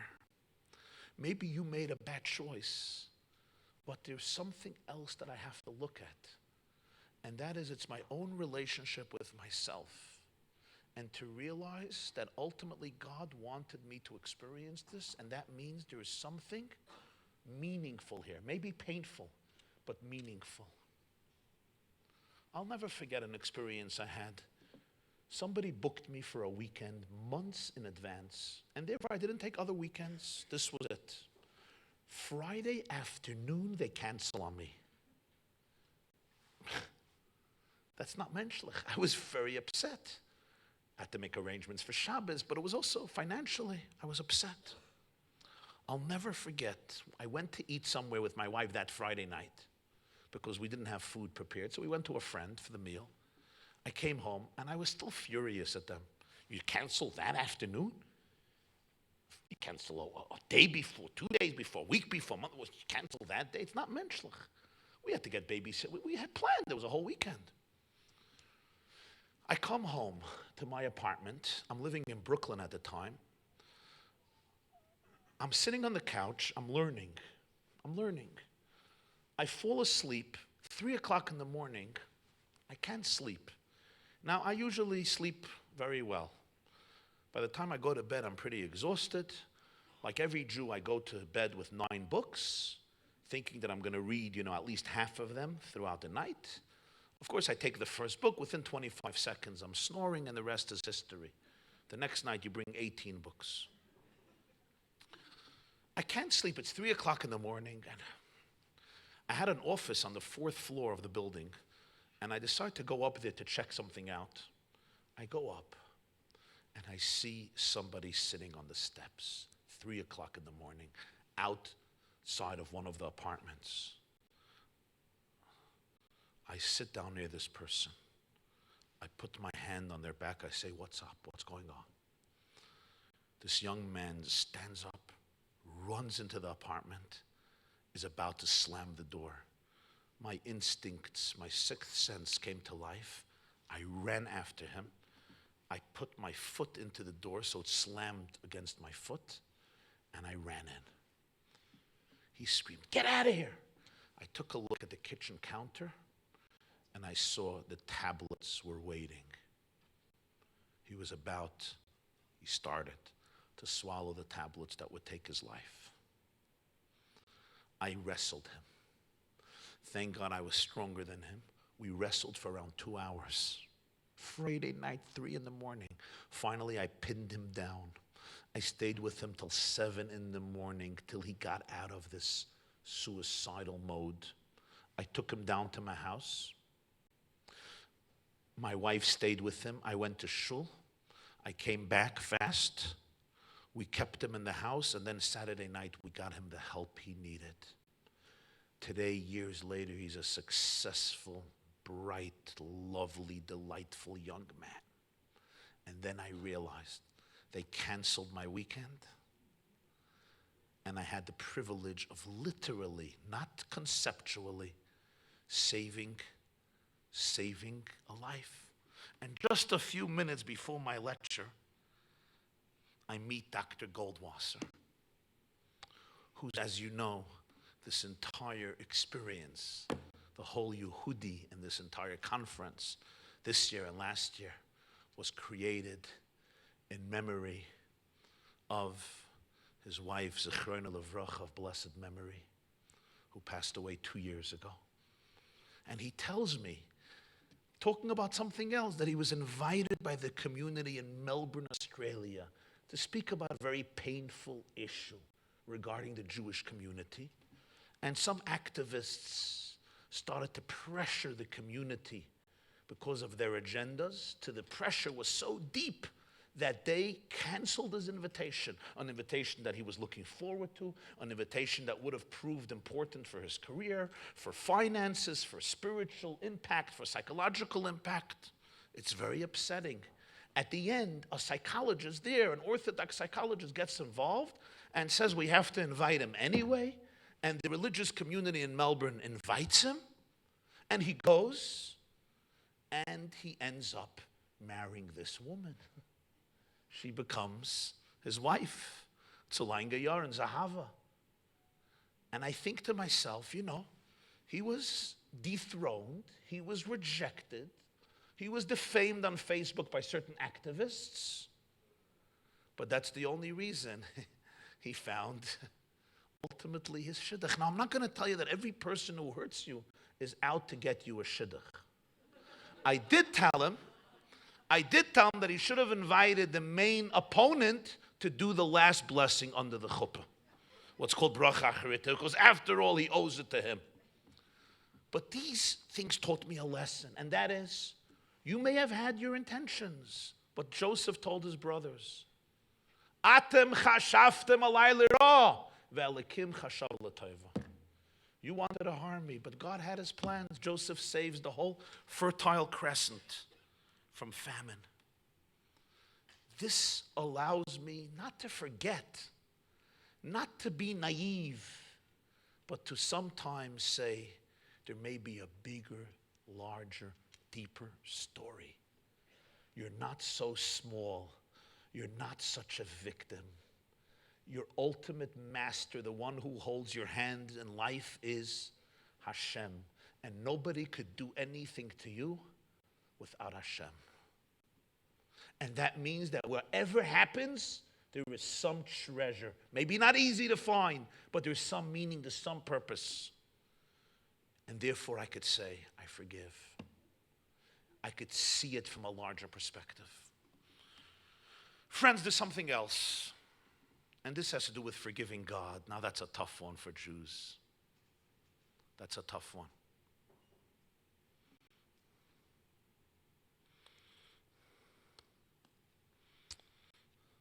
I think about Elie Wiesel. Elie Wiesel passed away 3 months ago in July, 87. The day before Rosh Hashanah, 20 years ago, 96, he published a public prayer where? On the up-ed page of the New York Times. The title, A Prayer for the Days of Awe. Now, you know the New York Times is not the newspaper to read material about Rosh Hashanah and Yom Kippur. You could read other stuff there. But Wiesel decided to publish his prayer. And it's a conversation he has with God on the pages of the New York Times. Now you want to know, how come God, why do you talk to God in the New York Times? I guess God is everywhere. He must be even in the New York Times, as surprising as that may be. And Wiesel talks to God and he says, 50 years ago, I wrote some very nasty things about you. You read Night. his book Night. And I wrote them to you because I was feeling them, because of what I saw in the death camps. But he says, 50 years later, I want to make up with you. It's been too hard to be estranged from you. My questions were not coming from outside of faith. They were coming from inside of faith. You were my best friend, and I didn't know, why did you betray me? I relied so much on you. Why did you let me down? I couldn't forgive you. I still cannot get rid of all my questions and pain, but I want to be in a relationship with you. I found it meaningful. I'll tell you why. Some of us are made to believe that prayer or faith means that you feel that everything is perfect, everything is good, and you pray, and like a genie comes out, and everything will change. Yes, sometimes prayer has tangible effects, and it always has effects in the physical world or in the spiritual world. But sometimes we don't see those effects. It doesn't always happen, not for all people, not at all times, not in all places, not in all circumstances. But the name for a Jew is Yisrael. Yisrael means Ki sarisei melakim v'manashim. You battled with God and men and prevailed. To be a Jew means that you battle with God. Prayer doesn't mean always that I ask for something and it happens. Prayer means that I feel that there's somebody to talk to. There's somebody I can cry to. There's somebody I can complain to. There's somebody I can kvetch to. There's somebody I can cheer with. There's somebody I can protest. The world is not indifferent to my struggles, dilemmas, questions. There is a presence at the core of the universe that conceived me in love and wants to hear what I have to say, whatever that may be. It's the courage to be able to know that you're not alone in the world. That takes courage. Despair doesn't take courage. But to really live as these Jews lived, by the notion there's somebody who wants to hear from me. In life, sometimes I have to be able to forgive God. I may not understand, but I have to be able to forgive. I have to say, let's at least be in a relationship. Let's talk. I heard from Elie Wiesel, Jews either love God or hate God, but they don't ignore God. They don't know how to. And that's powerful. It's deep.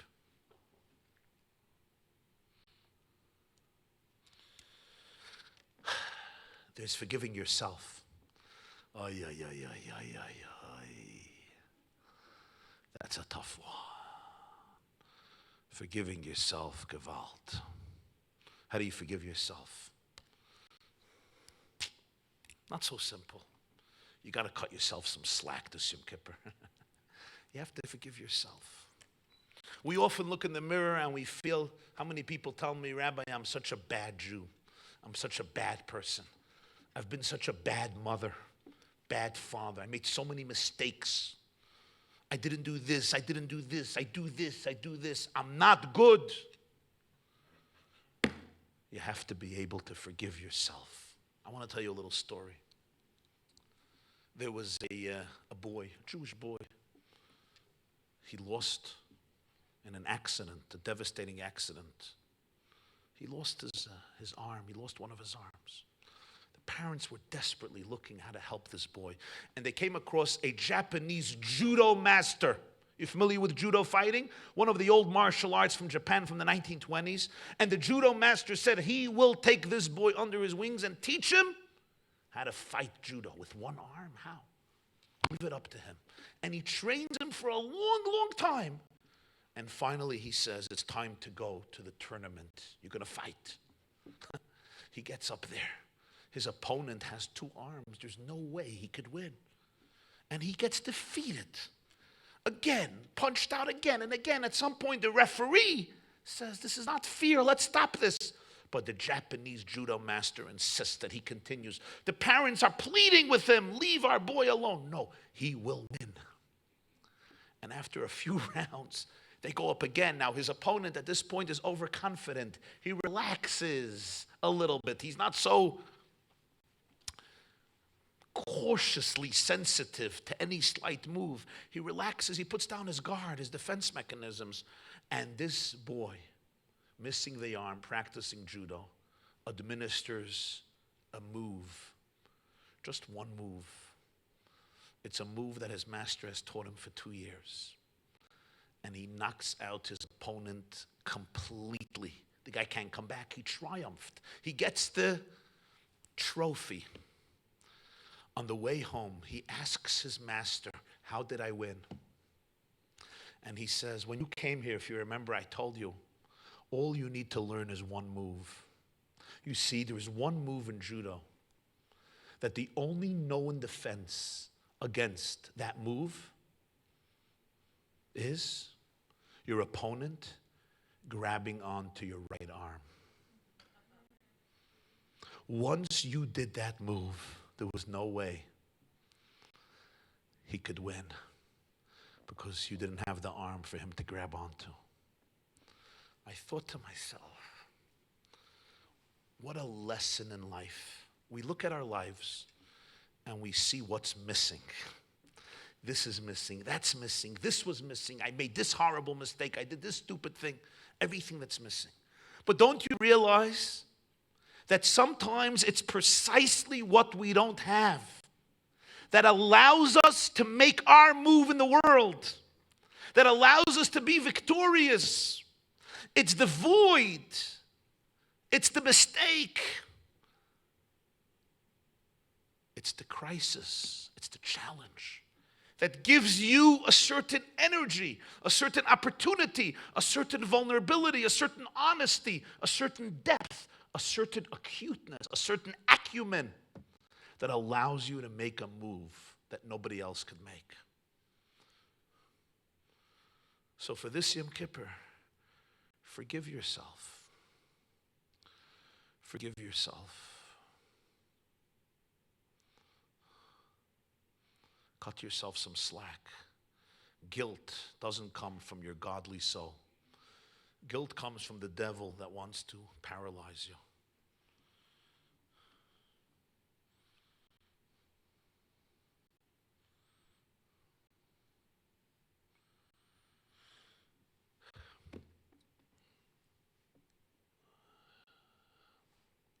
There's a rabbi in Netanya in Israel.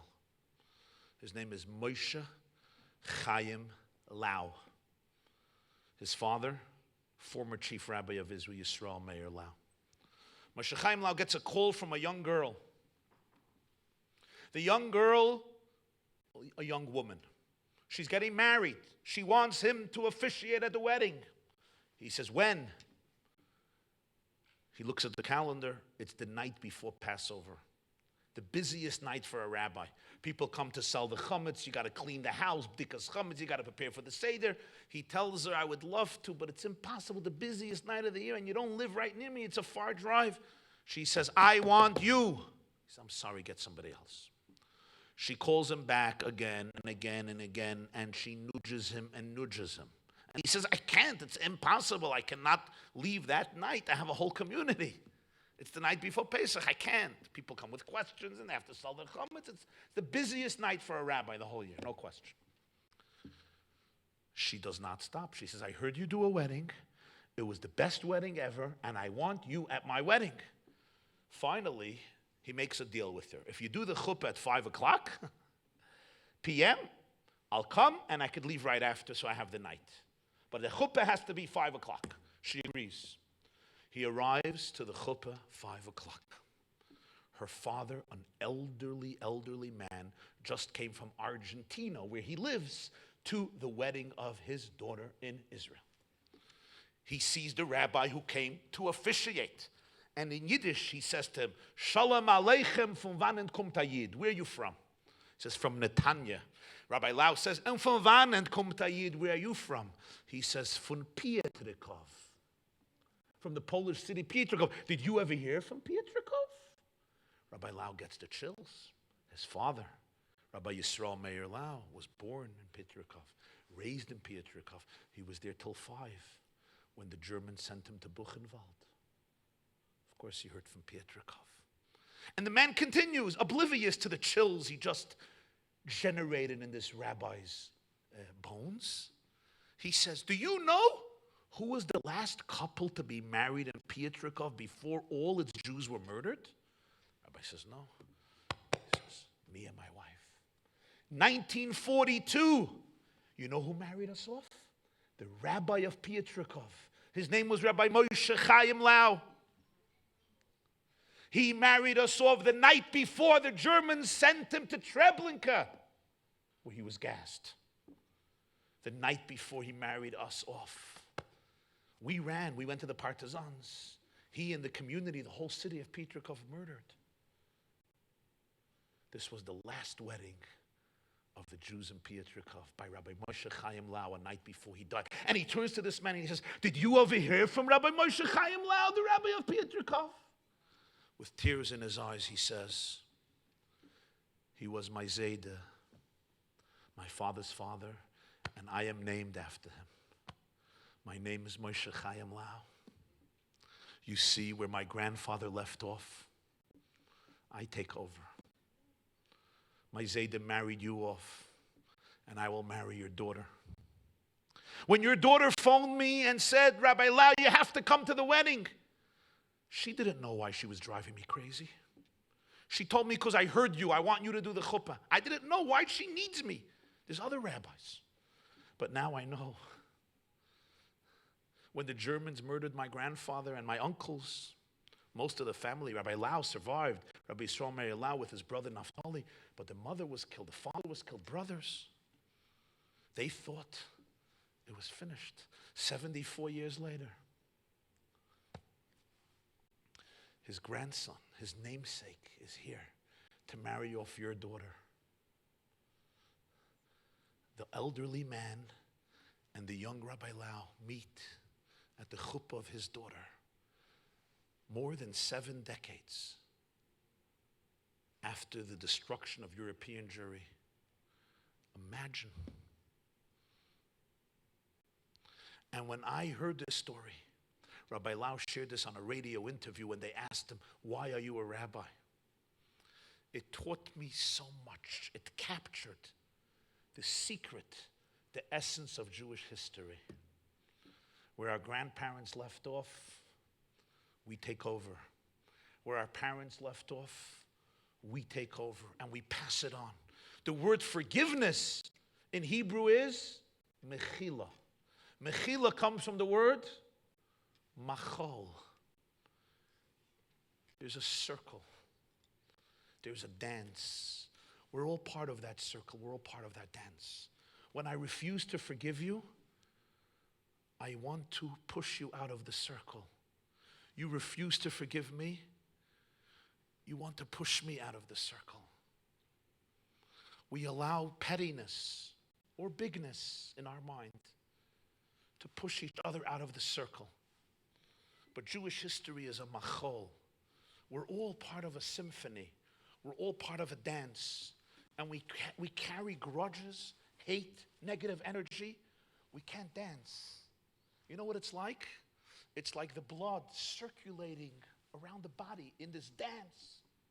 Hundreds of thousands times a day, a week, a month, a year. And what happens when there's a clot? The blood is not allowed to flow, to dance, to sway through the body. You have the Shekhinah. God's presence is the heart of the Jewish people. And every Jew is an aver, is a limb. And when I block you out, I want to create a clot. And the dance is affected. The symphony is compromised because everyone has a light to project. Where they started, we continue. And we have the courage to continue that dance, to continue that machol. Thank you very much.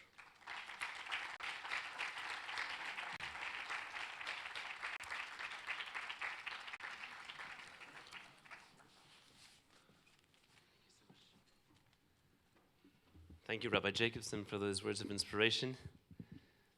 This concludes part 2 of the UD Day of Inspiration and $1 Million Campaign. We had an amazing Shabbos for all those who joined us. A fantastic series of 11 classes in a row. And now for the party. We're going to have a mincha for all those who would like. It's going to be right in the war room. That's where the donations are. And for anyone who'd like to join us for the parties, there are 2 parties going on simultaneously, a VIP dinner, patrons of 5,000 or more, straight to your right, and you'll see a rooftop dessert reception. When you make a right, it'll be on your left-hand side, and just follow the crowd. If you've donated to UD today, thank you very much. If not, we are getting closer, but we're not quite there. We're at $362,000. 36%. 355 donors. Mr. Yaakov Waldman was the last one. But it could be you. Thank you so much for coming. Thank you for listening. See you at the VIP dinner and rooftop dessert reception. My name is Shlomo Stillerman. This is Yehudi Dave Inspiration, $1 Million Campaign. Have a great day. Music, please. Mincha in the war room.